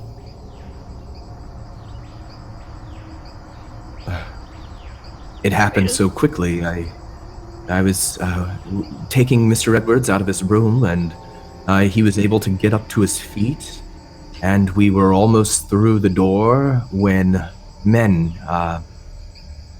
armored and wearing masks with skulls, came at us with guns, and we both fired at the man closest to us, but I think he must have had some sort of padding, and he fired back, and well, that was it. The alarm. Oh, How did that get set off? yes, he'll glance to Seth, but he won't say anything. I hit the alarm Why?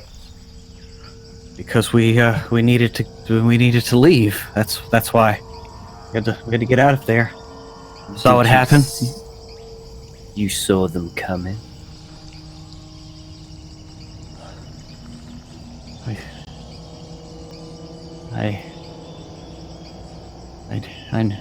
I knew they were coming. I knew. I was warned. And he's like looking at his hands, like shaking. I was warned. Mildred will come over and kind of put like a arm on her or a hand on his shoulder. And he slightly flinches at first, but he accepts the pat on the back. I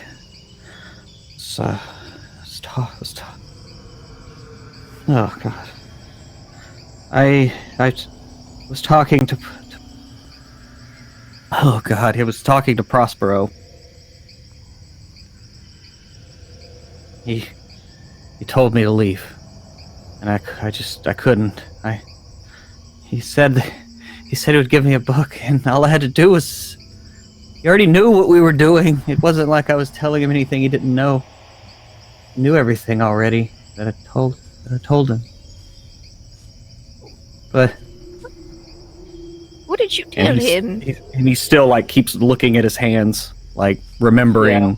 When you look down at your hand, it is starting to take on a somewhat scaly look. You know how birds' claws almost look like scales? It has begun to take that almost twisted sort of look to it.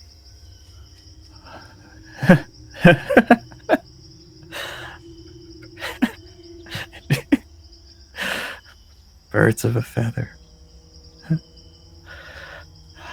You can't trust me. It doesn't matter anymore. Prospero gave me this book, and he pulls out a book that you've seen him reading for the last few days. So, he said all I had to do was tell him what we were doing. It didn't seem harmful. It's just, and he already knew what would happen. He knew that you had shot the thing, and whatever the hell that fucking thing was. He already knew it. And he just said, "You got 20 minutes, get out of there." And I was at the door, and I was looking at the car, and I couldn't leave. So I tried to get around it, but I couldn't. And he holds his hand up. I couldn't get around it. So now, yes, he has birds everywhere. He called them his birds. I'm his bird. I'm one of his birds now. God damn it.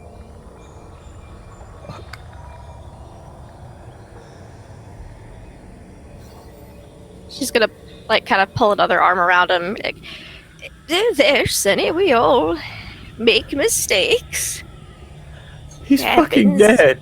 This is real. This isn't a book. I've read books my whole life. This is real. I don't know what to do. Sloane will walk over and take the book from Seth and have a look and see what the book is. And it is Revelations of Glar Aki. Yeah, it's the Revelations of Glar Aki. Mildred found a different volume of this within the household of the Brophy brothers. This is 6. And just to make sure, Glar Aki's the thing that we saw below. The avatar of it's all pretty sure you saw pretty sure you saw an avatar of it. And didn't I know we don't know this, but didn't Seth also find volume 8 in Robert's room? Yeah, right. You got 6, 7, and 8. Okay. Well, maybe if we read these books and try to understand what's going on more, we can stop this and reverse it. He is obviously not trustworthy. Reading such literature is dangerous. Very. Oh, always. Dangerous. It is, but I could maybe contact Larky with volume 6. I don't know about 8. Just found it. I've been enamored with 6. I've been reading 7 myself. Prospero knew what we would find. He knows things. He's not. I don't think he's human. No. Probably not. And wait, did he also give me the little piece of meteor? Right? He did, yeah. Okay. The baguette of power. Yeah, the baguette. Yeah. Mm-hmm. Yeah. And he sees no reason. I mean, now he's pretty much spilled the beans. It's already happened. And he's just pulls that out too. He's like, I don't. He also gave me this. I'm not really. Actually, I don't remember. What does it do? Or did he tell me? He didn't tell you. Okay. Maybe he's. And he Could he be tracking us with this? Let me and maybe Mr. Sloane look at this rock you've got there. And he'll hold it out and hand it over. Okay. I mean, I'm gonna grab it with a hanker. Seth, Sloane will have a look. But... Seth, when you try and hand it over, the rock sticks to your hand. You can't get rid of it. You can't throw it away. You can't give it to someone else. They can't pull it from your hand. It is glued or part of you. I don't know what. Can I roll an occult to see if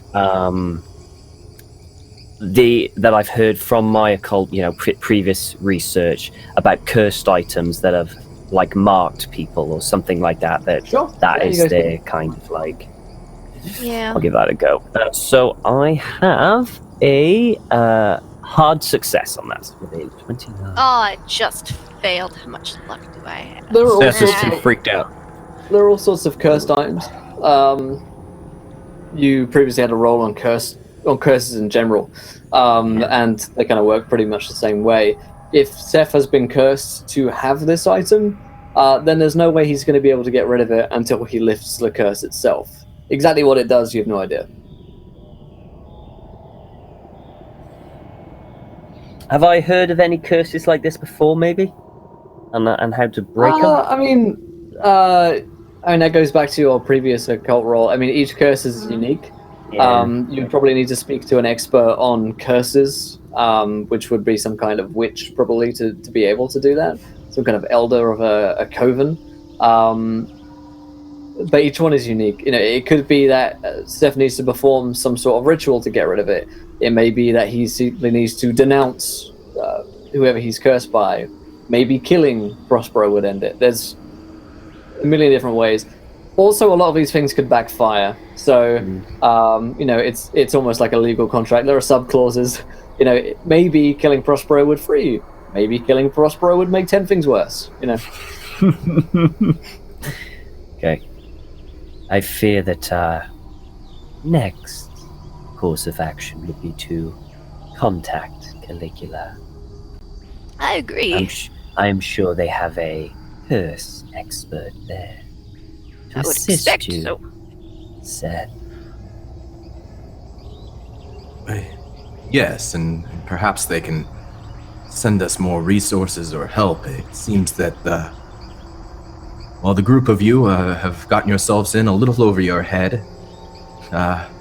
Mr. Pinhollow, perhaps we don't tell Caligula about his participation in what happened. Then how do we explain the curse? Such details are vitally important for revealing how to end the curse. Withholding information could be disastrous.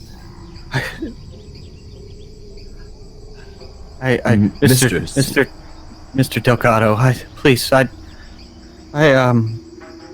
I'm not a brave man. I just thought I was gonna get more knowledge. I don't. It's already happening. Look at this. He holds out his claw turning hand. Y'all know it doesn't matter who knows. It's already started. If there's any hope, I'll do whatever it takes. I promise.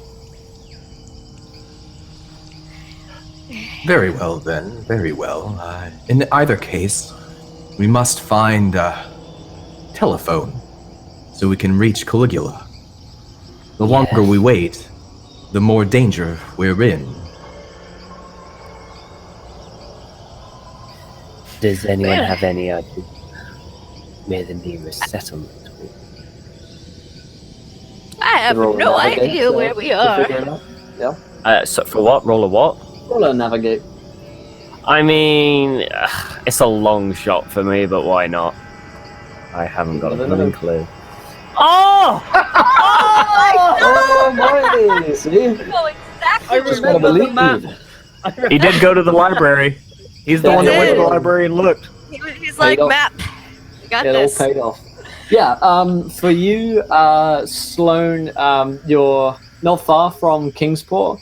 The closest settlement would actually be Arkham. So getting all the way back to Arkham would take you some time. It'd be a bit of a hike, but it's doable. We have no choice. We return to Arkham. Follow. And Sloan will kind of start heading off through the swamp. Yeah. You guys follow? Yeah. Seth will begin to follow after a few moments once everybody's started, just kind of hanging at the back with his head Mildred hung down. would wait until she'll hang out with you, kind of there. The knowledge is a great, powerful thing, but it can also be very dangerous. You need to be careful. Yeah, that's been made abundantly clear to me, Miss Crabapple. I haven't always been nice to you. Sorry. Sorry for It's all right. turning You young on people, yourself. you tend to mellow out with age a bit. You all young people are all go-get-ems, especially in this day and age. But everyone experiences their first curse at some point in time. But I thought I'd at least get to middle age before that happened. Happens to all of us. Trying to console him a little bit. Well, You've been cursed also- before, right? Oh yes, several times. Oh. In fact, I've got to be getting some reading done because I'm pretty sure something's not done with me yet.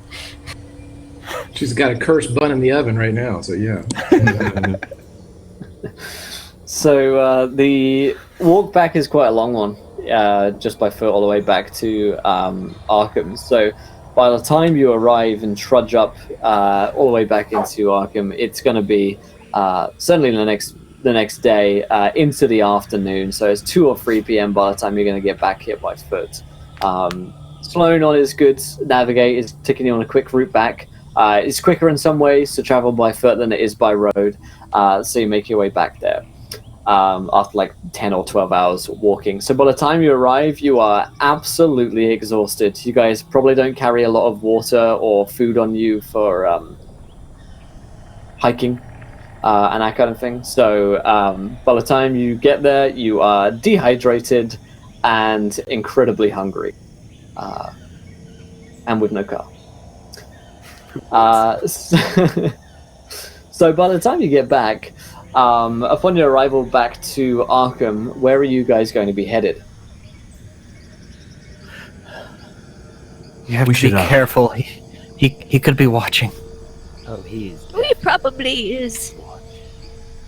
I suggest we get refreshment. I'm sorry? Refresh. Really quiet. Yeah, Am when I you lean good? back, we Sorry. can't hear you. Yeah. Sorry. I think we need to get refreshment. Perhaps from a store or something. Oh, clothes. We could use a change of clothes and a nice bath and some food and perhaps some whiskey and another car and he'll until somebody stops him, he'll just list all the things he wishes he had right now, which is a lot. I'll let him go How on. about we start with some food and water, Mr. Delgado? Let's start there. Let's start with the necessities. There are cafes and restaurants open. If you guys want to just like dive into a cafe or something like that to get some breakfast / lunch. Mm-hmm. Mm-hmm. Yeah. There's also the Black Dahlia if you feel like some pasta. Not for breakfast. Not for breakfast, yeah. Well, it's 2 p.m. So. But you guys dive into a bustling and rather busy cafe. Most of the places around here are pretty quiet, but this one appears to be fairly lit. The waitress gets your orders and food and brings you steaming tea and coffee, whiskey if you ask for it, and any food that you ask for as well. So you're seated down in your own table in this pretty bustling area. Before she Yes. goes, I'm going to ask her if there's a telephone. She shakes her head. She says, "No, sorry, a lot of the lines haven't been working recently. Bad connection, storm or something like that. Who knows? They'll get it fixed soon. A lot of work going on at the moment up at Kingsport to get the line sorted." Of course, thank you. Oh boy.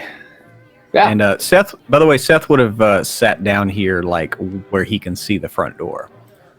Yeah, absolutely. She says, "Yeah, it's been some trouble up there. Wouldn't recommend going up way to Kingsport. Apparently, a couple of people busted in and smashed a bit of glass around. So yeah, be careful." You don't say. I've heard it's a Well, terrible you know. place. You get vagabonds and drunks, that kind of thing. It's probably just that. You're Thank most you. likely correct. Thank you, miss. All right. Anything else I can get you? Just food. Alrighty. She You have any brings you to place. you have any special pie today? Yeah, we've got a steak and ale. It's to die for. Sloan will have the steak and ale pie because he knows what steak and ale pie is. I have no idea. Oh, it's good. It's good. Yeah, Seth is slightly confused, but if Sloan orders it, he'll go ahead and order it. I know what blueberry pie is. Apple It is pie. like it is steak and gravy, and there's mushrooms and. It's not a pie. It is Ale. totally a pie. Oh no, it's a pie. You guys don't have real pies. You guys Yeah, you have like weird desserts. This is Yeah. actually a pie. Murder. We It's made apple the pie. pies that became your pies. So she serves this up. You guys get your food, sit down, and discuss. For a moment, there is a moment of relaxation. Is that what you call it? Mildred probably starts dozing off into her soup. Seth sees that and kind of like slides her soup out of the way and kind of leans her up against the glass and keeps her from falling over. Mr. What do we, Sloan and Mr. Pinhollow, we can't stay in Arkham if there's no phone. We have to get a car and move on to a place where we can reach a phone. Is there Sloan, you're the most experienced with Caligula, yes? I mean, is there any kind of protocol for this if we've been cut off? I mean, anything? When I was working in Caligula, we were left to our own devices. It was a lot more independent. There was no backup. Protocol would be, and you guys would have been got to run this down by Eric. Try and make contact with Caligula at all costs. If you are captured by specifically the Symphony, then try and kill yourself before that you tell them anything, because they're going to do a lot worse to you. Oh yeah, I know. At this point, as you guys are, having a conversation, figuring out how to get a car, you know that there is a telephone in the university, like the one in the library, also police station as well. Where I was thinking general police places that you station, can yeah. which is next to the university as well. You see a man in a white mask come out from behind the bar, from behind the back room. You recognize it to be Prospero in his beautiful suit. He smiles at the waitress. Thank you, darling. Such beautiful work as always. He looks over towards you as he's at the bar. Can I get you all anything? Another round, perhaps? And like Seth drops his fork like into the plate. Just like, fuck. Oh, come now. And everyone else in the cafe walks out. Oh, shit.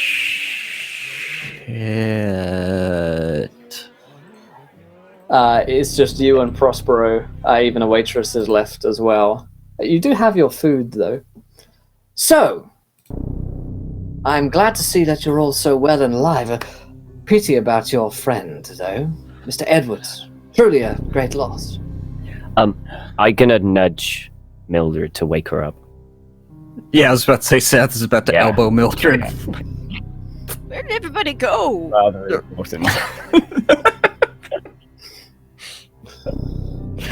Oh. Go, oh. And Hello, Miss Crabber. How long was I asleep? Like 2 minutes. Oh, shit.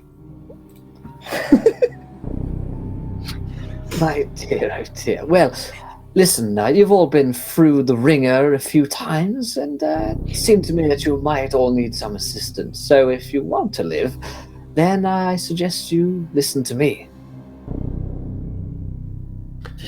Did Go you send on. them? No, I did not send anyone to come kill you. I merely informed you that they would be there to come and kill you. You see, Mr. Penhollow, as I explained to you before, and he gets close again, moving in towards the table quite predatorily. I am merely a broker of information. I sell to the highest bidder, and I bid on you, Mr. Penhollow, because I believe that you are going to do great things. That's why you're alive now. Without my warning, you would all be dead. You wanted me to abandon them. You wanted me to just leave them. It would have made things a lot easier for you. And for me. So how long is this going to take, huh? And he holds his hand up, which I assume it's advanced even further. Yeah. As long as I want it to. See, I can stop these effects upon you as well, Mr. Penhollow. You are completely under my control. Fear not. Prospero is a gracious master.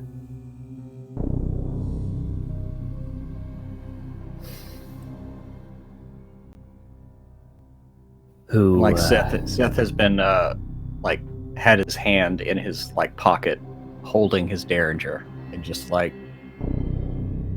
arm is just shaking, but he remains silent.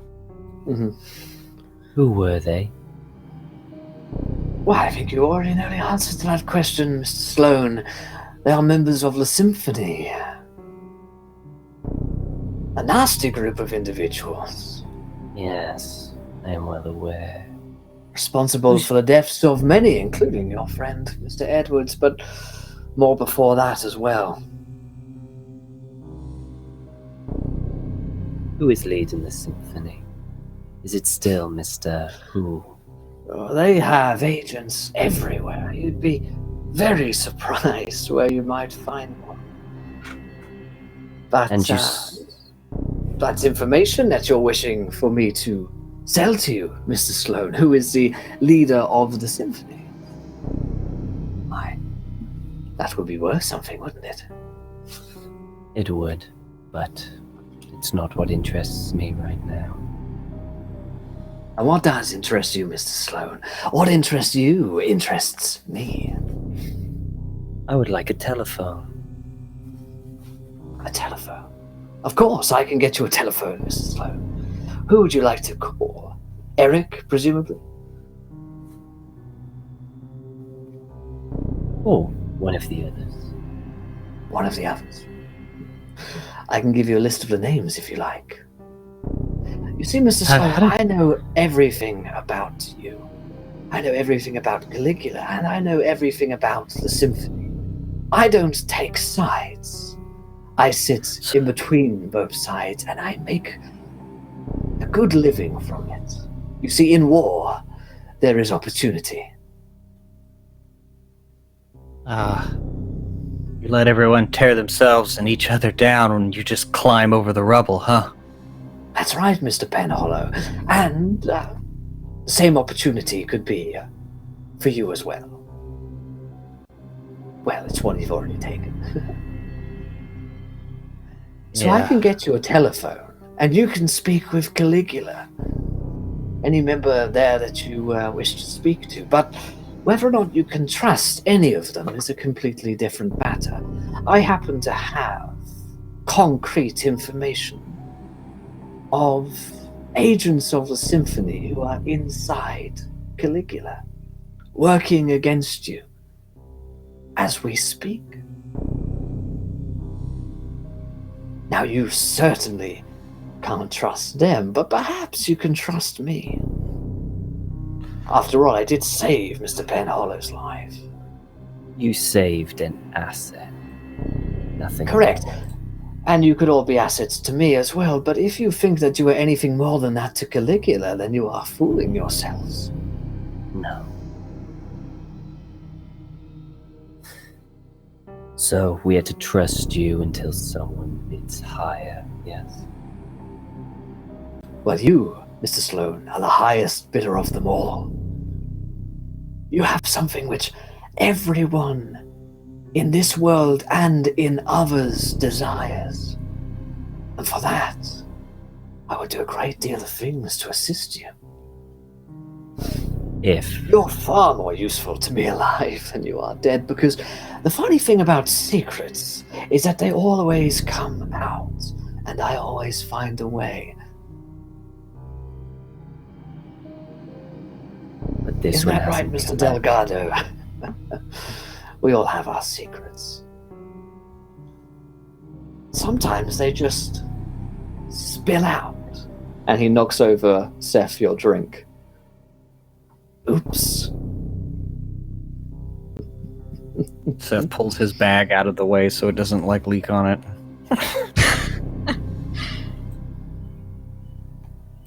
Mr. Prospero, you have been less than forthcoming about your intentions. We are talking in circles and circles and circles. Please, it seems that right now we might be aligned in our efforts. I trust you that far.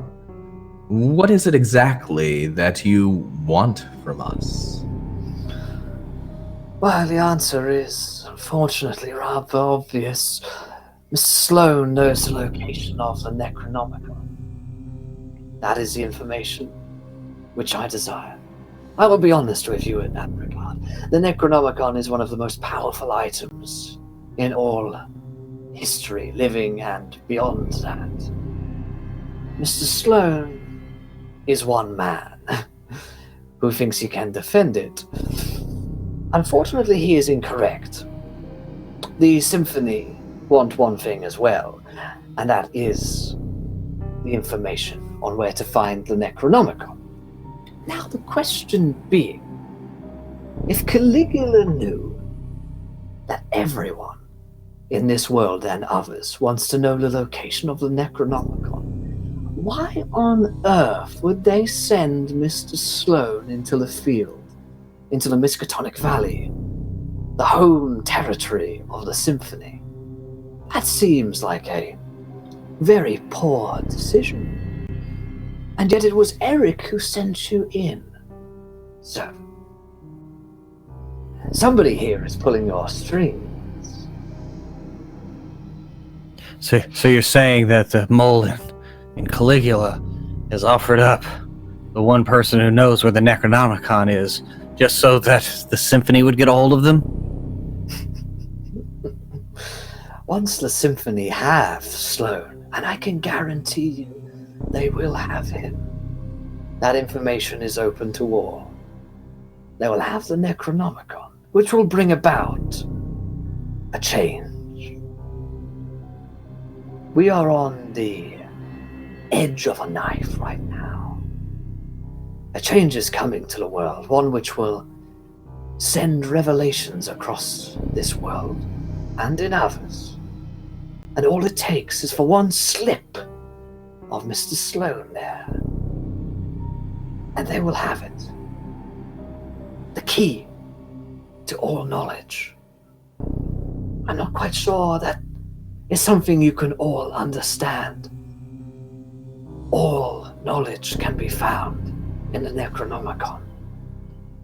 Mr. Sloane has it hidden away for now, but what happens when you die, Mr. Sloane?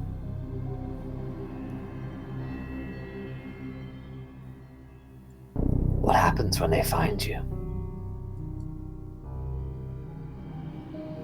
Prospero, Sloane, perhaps there's a safer way that we can go about this arrangement. Perhaps instead of Sloane giving up the location, we could get the Necronomicon and simply move it. Who is it that you work for, Prospero? Me? I work for nobody, darling. I work for me. I am Prospero. I can respect that. How does that sound to you, Prospero? What if we go get the book and save you that extra step?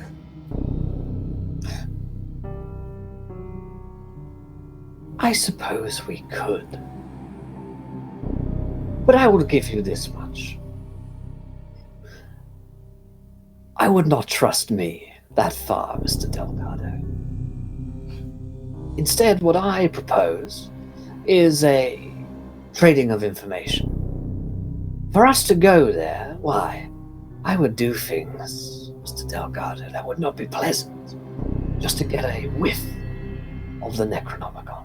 And I say this to you in good faith, because I believe that a working relationship as business partners would be more fulfilling for all of us. But make no mistake, if you put me in the same room as the Necronomicon, there would be no stopping me.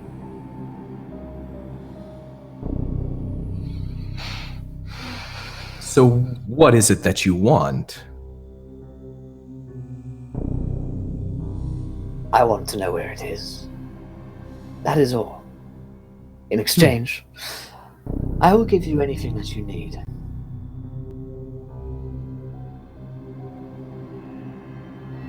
Mildred's kind of just looking at Sloane like, No.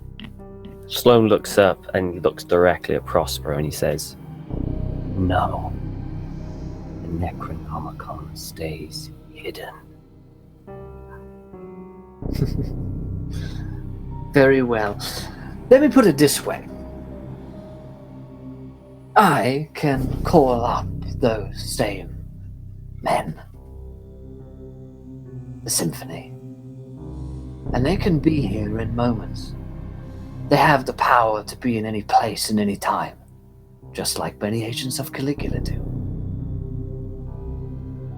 I can tell them where you are, at all times. And they will have you. They will take you. And I'll let them have their fun. Sloane, now that you're here, you've already been betrayed. There is no leaving the Miskatonic Valley for you. The channels are shut. Unless you intend to swim, of course.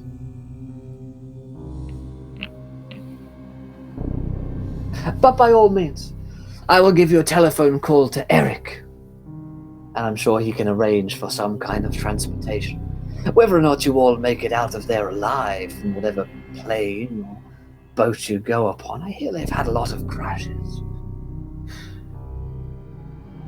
The telephone's in the back room. Would you like to make a call?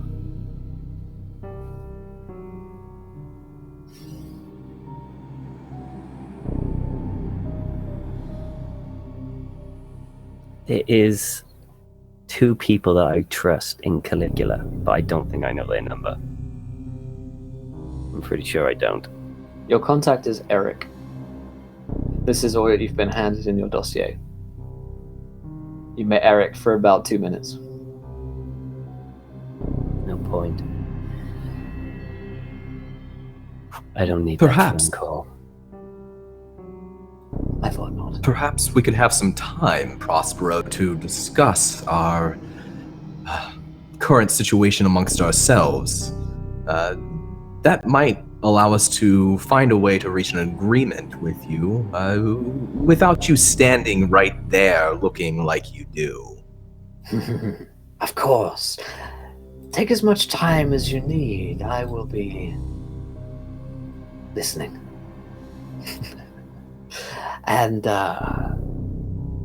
make sure that you keep in mind the spillages of secrets. I would hate for any misunderstandings to occur. And he backs away and goes into the back room again.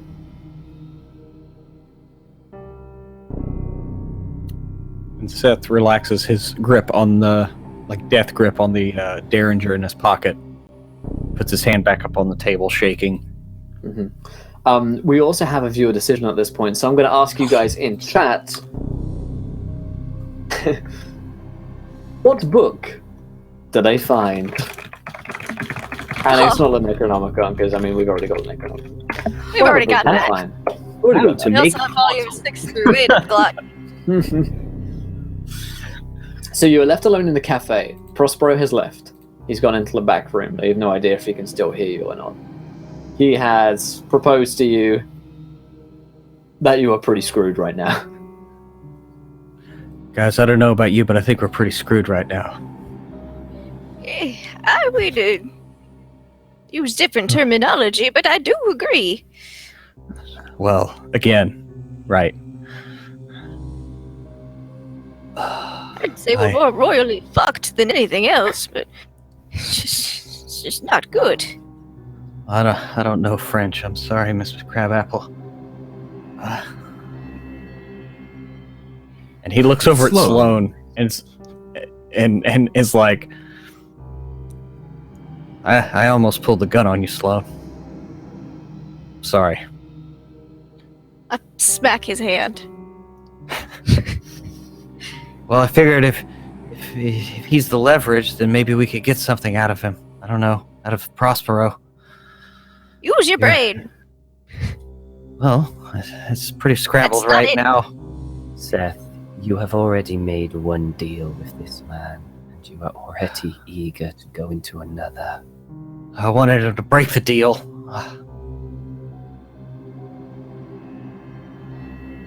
Sloane, Prospero, he seems to be a man of great power, and I don't mean influence, I mean power. Do you get that sense from him as well? He is... Yes, he is something more than just a simple man. You don't need to get a sense, you can see it in him. There's something innately inhuman about Prospero. Definitely For all not intents and human. purposes, he looks human, though. He is something different. I do not believe he means us harm. I truly believe he is just an information broker. Let me just get one thing straight. I will not give the location of the Necronomicon. It will not go in their hands. Good. But that's... Then what do we... What do we have that he wants? That's all he wants. So, like, how do we deal with this man? Or whatever. Well, may I suggest, and I'm sure that he might be listening right now if he is as inhuman as you say, that you, Mr. Sloane, might be more powerful than he. Do you believe that to be true? I don't If you know were to what use he is. all of your weapons, all of your tools? I am not a killer. But I assume you have killed, though. No. Never. Oh. Stories I hear of Caligula agents, okay, that's a shock to me. They have been exaggerated for propaganda, I imagine. No.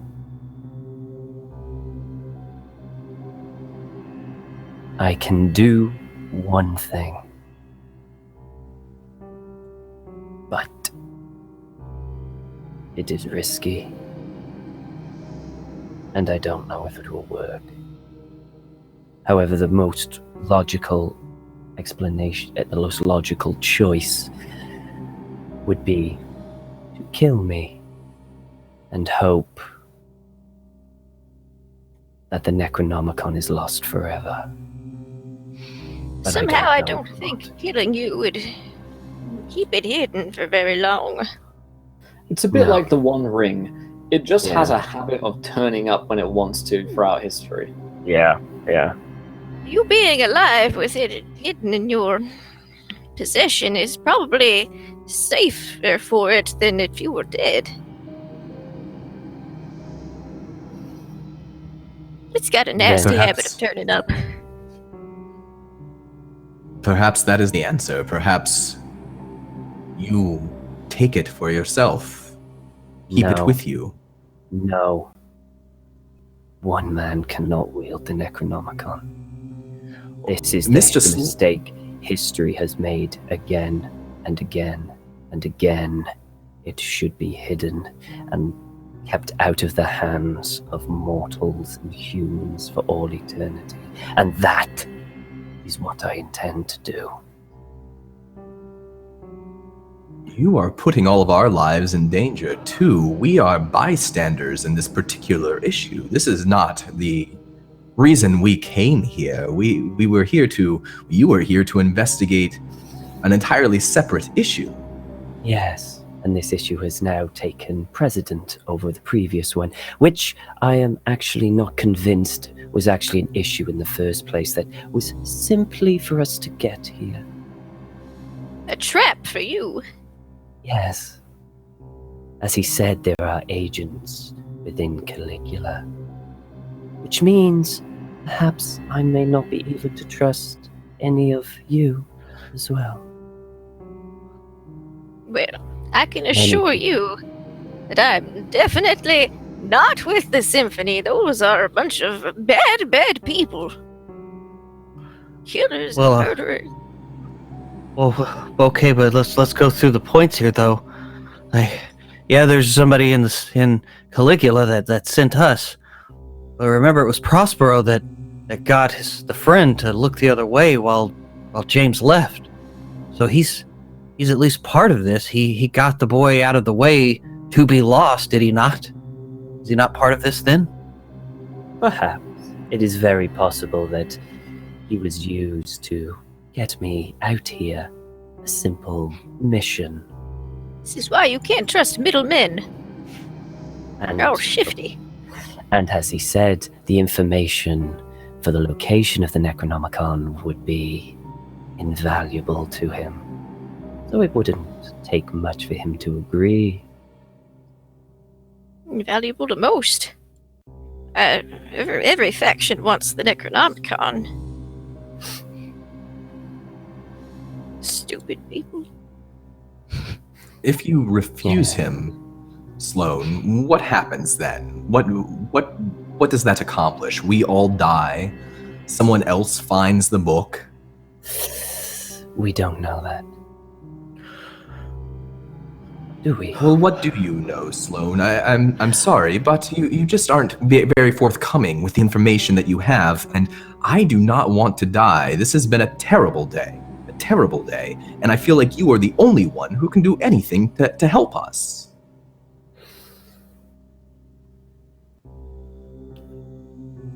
What is it would you like to know?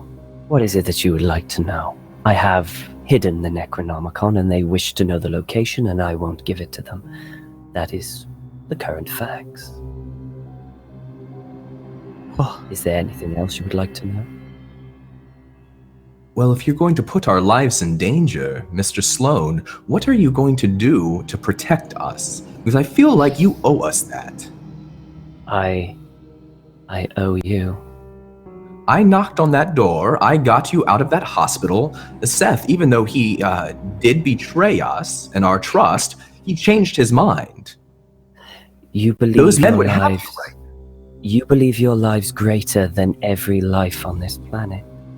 Is that what you were saying? Maybe not every life, but the lives of some men are worth more than other men, and that is just the way that the world is ordered. And we here, all of us, are worth quite a lot, so let's not throw our lives away. Well, I mean, we are also the only ones that know about what was summoned, that thing in the ground. There's obviously something at work here. Yes, we need to read some more of those books, I think. When we have the chance, when we're not dealing with other book problems.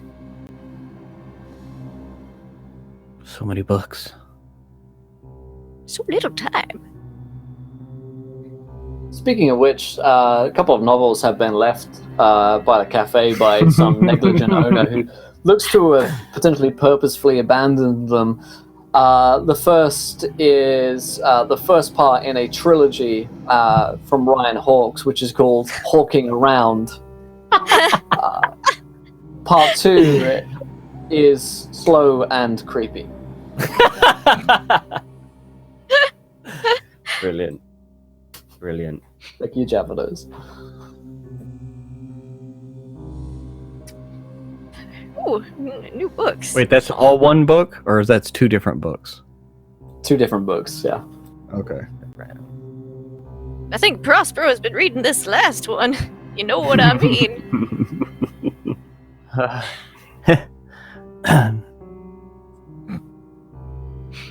Well, perhaps we take that phone call then.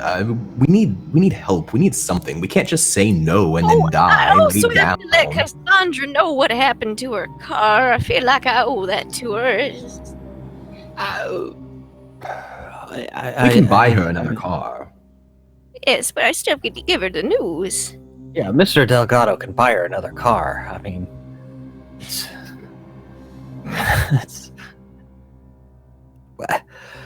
I mean, what is the way forward? I'm just... Oh, God. There's nothing but just wrong turns to make here. Perhaps there is something else we can offer. Any suggestions would be appreciated. Well, Is there a way to trick them? Tell them the location of... I don't know. Say that I hid it in Egypt, in a cave somewhere. I don't think so. Well, probably also- not now. He probably heard you say that. Most likely. Well, I do not think he wants money. no. He wants He- our... He wants the information. location of the Necronomicon so he can sell it to the Symphony. So they can get hold of the Necronomicon. And The trust me, highest I have bidder. seen what happens when the Symphony gets hold of it, and it is not something that you want to see. I imagine not. Awful people. I don't know that he would sell it. I've seen his sanctum. It's filled with archaic texts and items of probable power. Like, pulls out the baguette, still stuck to his hand, probably. It's like, I mean, Real sticky, that one. yes, cooked with extra butter. I don't know. I think he might just want it. I mean, who knows what he would do with it? Well, he's not human, so nothing good. Oh, I'm not sure that he wants it, because when I offered to get it for him, he said he did not want to be in the same room with it. Oh, you know, knows. he did not- said he doesn't. He He knows. wouldn't think we would want to be in the same room with him when he finds it. I think he was alluding to the fact that he wouldn't really hurt us as long as we helped him, but if we got him to it in the same room, he would tear us apart just to get at that book. Basically, And we mean nothing to him. Well, we can acquiesce, we can fight, or we can flee. I'm not sure that there's a good barter that we have, something that he can't just take off of our bodies if he wished to. He needs us alive. at least you alive. Me alive. I would like to remain alive as well. Naturally. I've only read half the books on my shelf. I've so much to live for.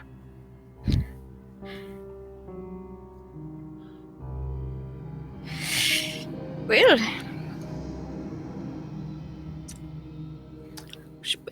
could it hurt to make that phone call? They already know we're here.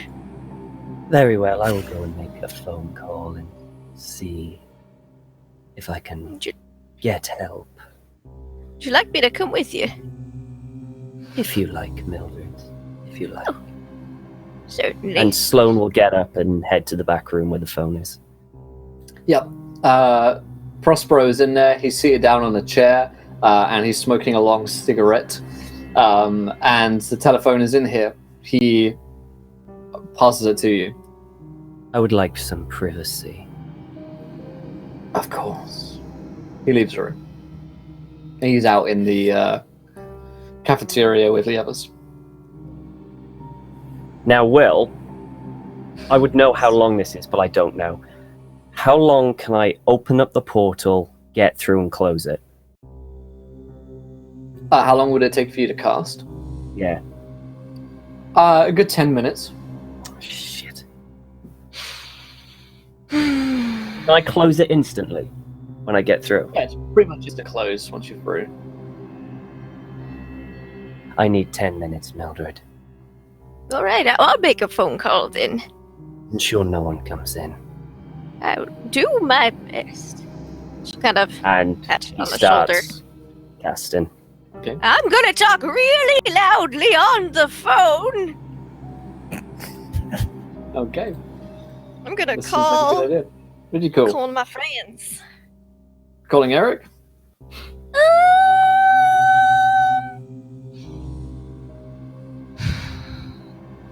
This is the number that you have. Yeah, well, I have other Okay. numbers. Other people. Sure. Maybe just change the last digit so you get somebody else at Caligula. A resplendent. Oh We have shit! multiple numbers. Full wild magic surges for Mildred as she picks up the phone. Thank you, Ms. Reaver. Right, well, I guess Amazing. I'll roll those real quick. See, die. One. Wait, do we ever get our cursed items? I haven't got them yet. No. I just realised, as I'm casting this, I'm shrouded in darkness, because whenever I use a spell book, it's a wild magic surge, I get covered in darkness. I just realised that. So I'm kind of like casting this spell and just disappear into darkness. Sure. Okay, Lindy. Let's see. 1982. Mildred, your eyes migrate to your cheekbones, a natural sign of age. They have basically kind of Just drooped sag down. Yeah, they you just sag. see through glasses now. Yeah, Straight it's a on. saggy eye. Yeah. I'm just really Fair. saggy eyes now. 5382. You can't attack or be attacked until you move from this spot. Being on the telephone is a impervious safe- position to be in. It's a safe place. Okay. It's actually Like the rest casting point. sanctuary. It's the save point of this game. Yeah. I'll make so many phone calls. I'm just gonna stay on the phone for the rest of the campaign, y'all. Mildred, you are immune to magical diseases for 1 week. That's really convenient, seeing as how we're at Arkham. Could have used that last And- campaign. Right? Yeah. Okay. Half of your head vanishes, but you're basically unharmed. This is just a brief side effect of when Sloane begins to create the spell. It lasts for about Okay. a couple of seconds. Half Mildred's head goes, and then comes back and reappears as the textures pop back in. Yeah. As you start casting the spell, who do you call, Mildred? I think I'm gonna call not Caligula. Mm-hmm. I'm gonna call The friends who believe. yeah, friends who believe. Mm. Okay. Are you going to call like an elder, or are you going to call someone like Cassandra? I'll call it elder. This is bad juju that we're in right now. Okay, so the elders go fairly anonymously. So whoever picks up is random. You hear the phone pick up on the other end, and a croaky old woman's voice in the other. Yes. Oh, hello! I'm also talking really loud still. Hello, dearie. It's your good friend Mildred Crabapple. Hello, Mildred. What's going on? Well, a lot of shit, honestly. You see, we're in Arkham. I know it's crazy. We're in Arkham with some nice, charming young men and friends of mine, and well, it's a whole lots of not good. Have you heard anything about a Mr. Prospero? Oh, yes. Prospero is one of the main information brokers across America. His network is substantial. Apparently, he's being a rather large pain in the ass right now.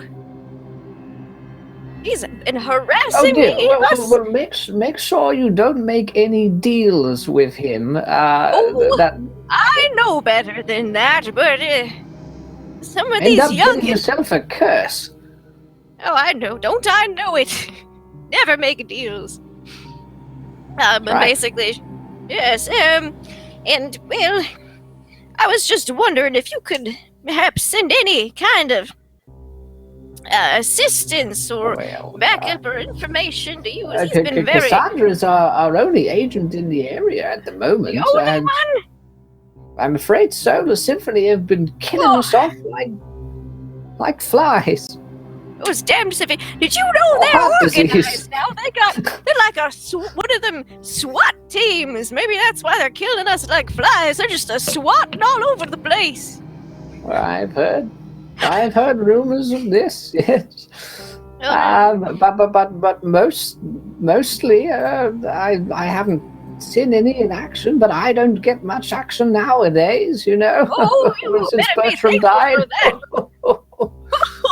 It's pretty action-packed here. How many minutes has it been since us? It's been a couple. We'll come back into the other room with Seth and Lewis as Prospero has stepped back in.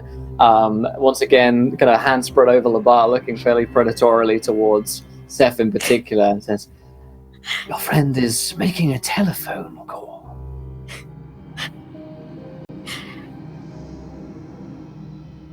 Really loudly.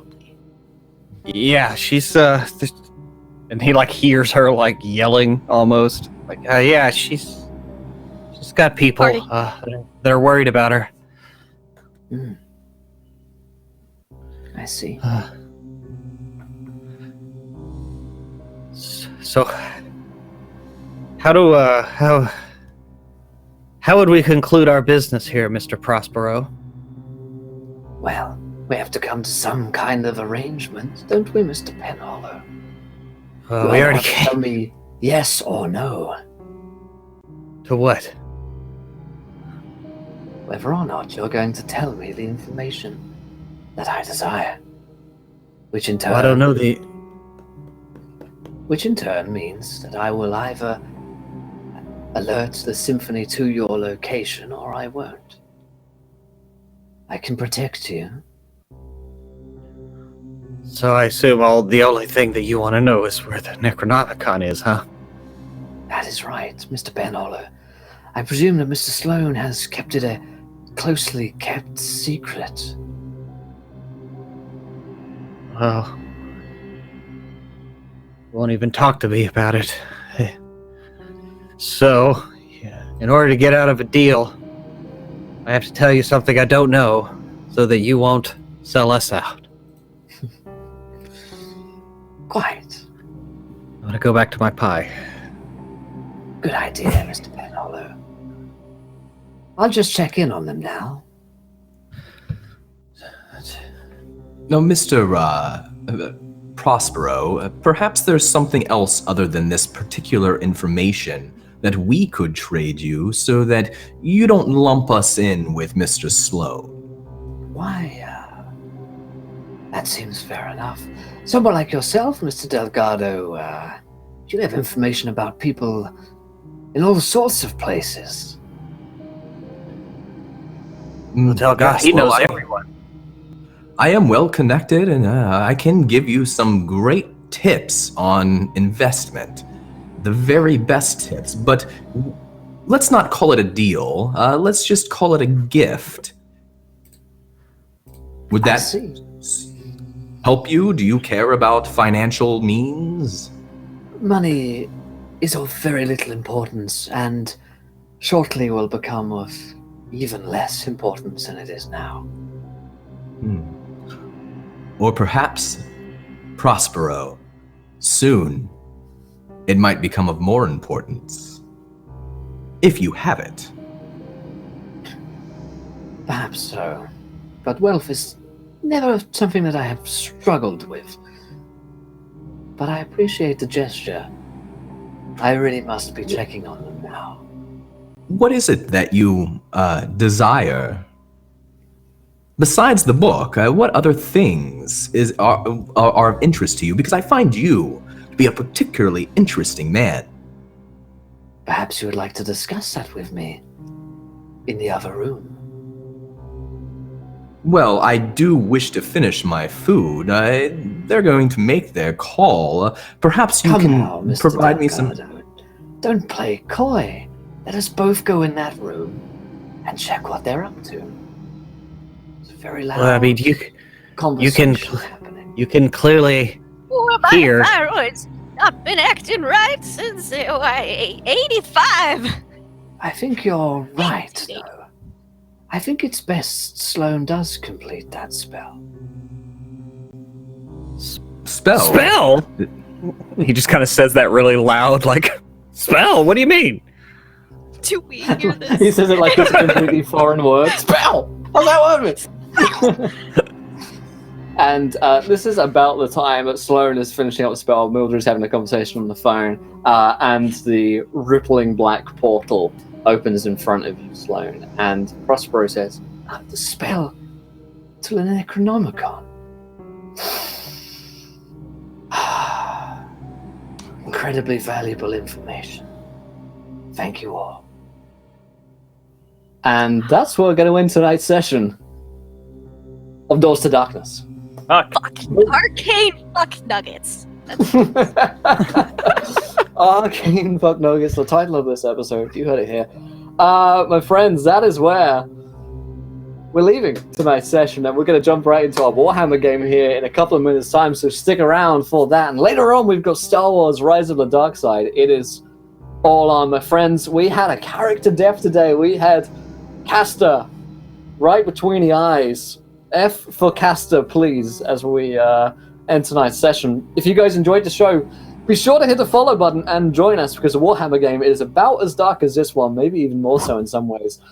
So stick around for that. But let's go around the cast and crew. Did we enjoy ourselves? Where can we find you guys online? Let's start with our honorary dead companion who hasn't been speaking for the past 50 minutes. Greg, how are you, my friend? Oh, for the first time, I get to say I had a fucking terrible time this Wednesday afternoon. We'll see what new adventures show up. But Grimjack21502 on the Twitches and the Twitters.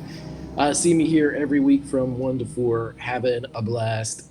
Friday on my channel, Firefly 2 to 4, and then Saturday on Learn by Play, which is at the coast, 6 to 9. Back on my channel, which will be the series finale for Pulp Cthulhu Project Athena. I'm going to kill everyone this week because they've been super awesome today. Starting with Strider in the most horrific fucking way possible.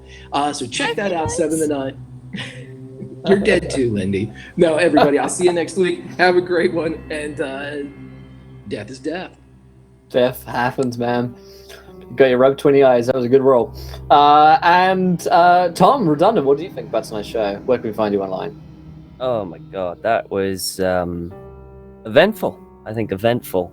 I knew that was going to happen. I knew it. I absolutely knew where your mind was going. But, I mean, in a sense, I think Sloane did as well, but he was out of options. And he was out of options. So that was the only thing that he thought he could do.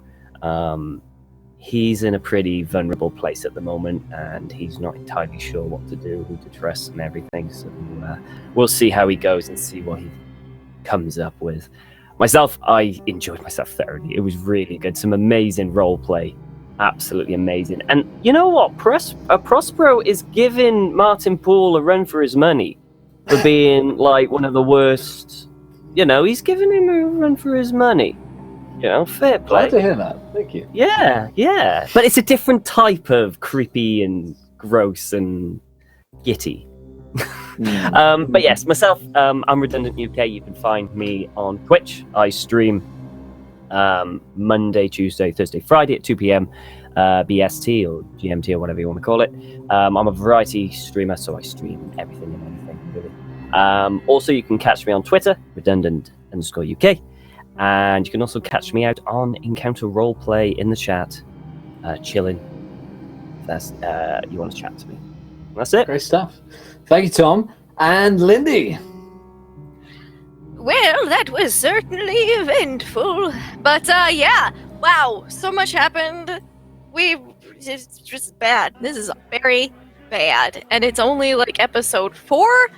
This is very bad. I can't wait for next week, though. Can't wait to see who Greg's new character is. And, yeah, I'm just talking on the phone about little old lady things. It's great. This is great. That's what could go wrong. This is fine. Prospero's wonderful. This is not all gonna turn into birds. This is great. You can find me online on Twitch and Twitter at LaughLoveLindy. You can find me on Sundays at WebDM RPGN. The clip show is super great, super awesome. Then later that night for Pulp Cthulhu season finale, Greg. This coming Sunday. Tuesdays, Tomes and Tentacles podcast gets released and super duper awesome. Then later that night on my channel, I'm Running Out of the Abyss. Here every Wednesday for the amazing and horrifying and emotional Call of Cthulhu that happens every week. And then 3 hours from now, I'll be playing on the Star Wars Rise of the Dark Side. It's gonna be great. Every Thursday, WebDM channel for Land Between Two Rivers. Friday afternoons, again, Greg's channel for Firefly RPG. It's great. It's out every other Saturday on Power Score RPG. Great stuff. Thanks so much, Lindy. And Don. I can't believe that all of this was one episode. I don't like. It seems like so many, like at least like 3 episodes happened. It was really good. Everybody's characters are really good. I really, I am gonna miss Castor and Laszlo. They were really, that was a really cool character, and I feel like I barely got just the beginnings of whatever that was. But hats off to Greg for a great character there. Can't wait to see what he does next. Loving Prospero, fantastic villain, maybe whatever he is so far. I love everybody's characters. I can't wait for next week and to figure out how we all fit together in this terrible, terrible situation. You follow me on Twitter at Donathan Fry, where you can check out the different stuff that I write, the different stuff that I do. Tomes and Tentacles podcast, it is awesome. At Tentacles Pod on Twitter. Dice Tribe, my like dinosaur-fueled high adventure swashbuckling podcast. Also at Dice Tribe on Twitter. Also awesome. Check those out, and I will see you guys next week. Thank you, Don. And last but not least, Pruitt. Son of a bitch, man. That was one for the books. Jeez, that was great. It always is, but when there's a character death involved, it always hits home. I'm Pruitt. You can find me at WebDM. We got a show just came out today talking about bards. This Saturday, actually, I'm going to be playing on Power Score RPG Power Score RPG, his channel, doing a little a new Port of Nine Zaru race or something. I don't know. It's going to be a big group of like 9 people all racing each other. I can't wait. We're obviously doing that charity game this coming Monday. I can't wait for that. And then next Tuesday I'll be every Tuesday Starward Bound, sailing the stars and having some fun. Of course, with Lindy on Sunday, RPGN. Send your clips in. We'll make a quip about them. But yeah, man. Actually, almost shed a tear. It's great, man. This was a big episode 4. We're 25% through our story, and things are heating up already. It's going to be good. Thank you guys for watching. As always, all the donations and crazy stuff, we will get those cursed magic items in shortly. Don't worry. Prospero has something in mind. And it's going to be fun next week dealing with the repercussions of Castor's death and a new character who will be joining us, who I'm pretty excited to introduce to you guys. So look forward to that. Stick around. We've got Warhammer 2nd Edition fancy role-playing game from Cubicle. No, it's not Cubicle 7 who did this one. It's actually Fantasy Flight Games who did this one. But fuck them. Cubicle 7 got a new edition now, and they retweeted it. So that basically makes it their game in my eyes. All right, guys. We'll see you soon. Until next time. Try not to draw too many now ones. We'll be laughing.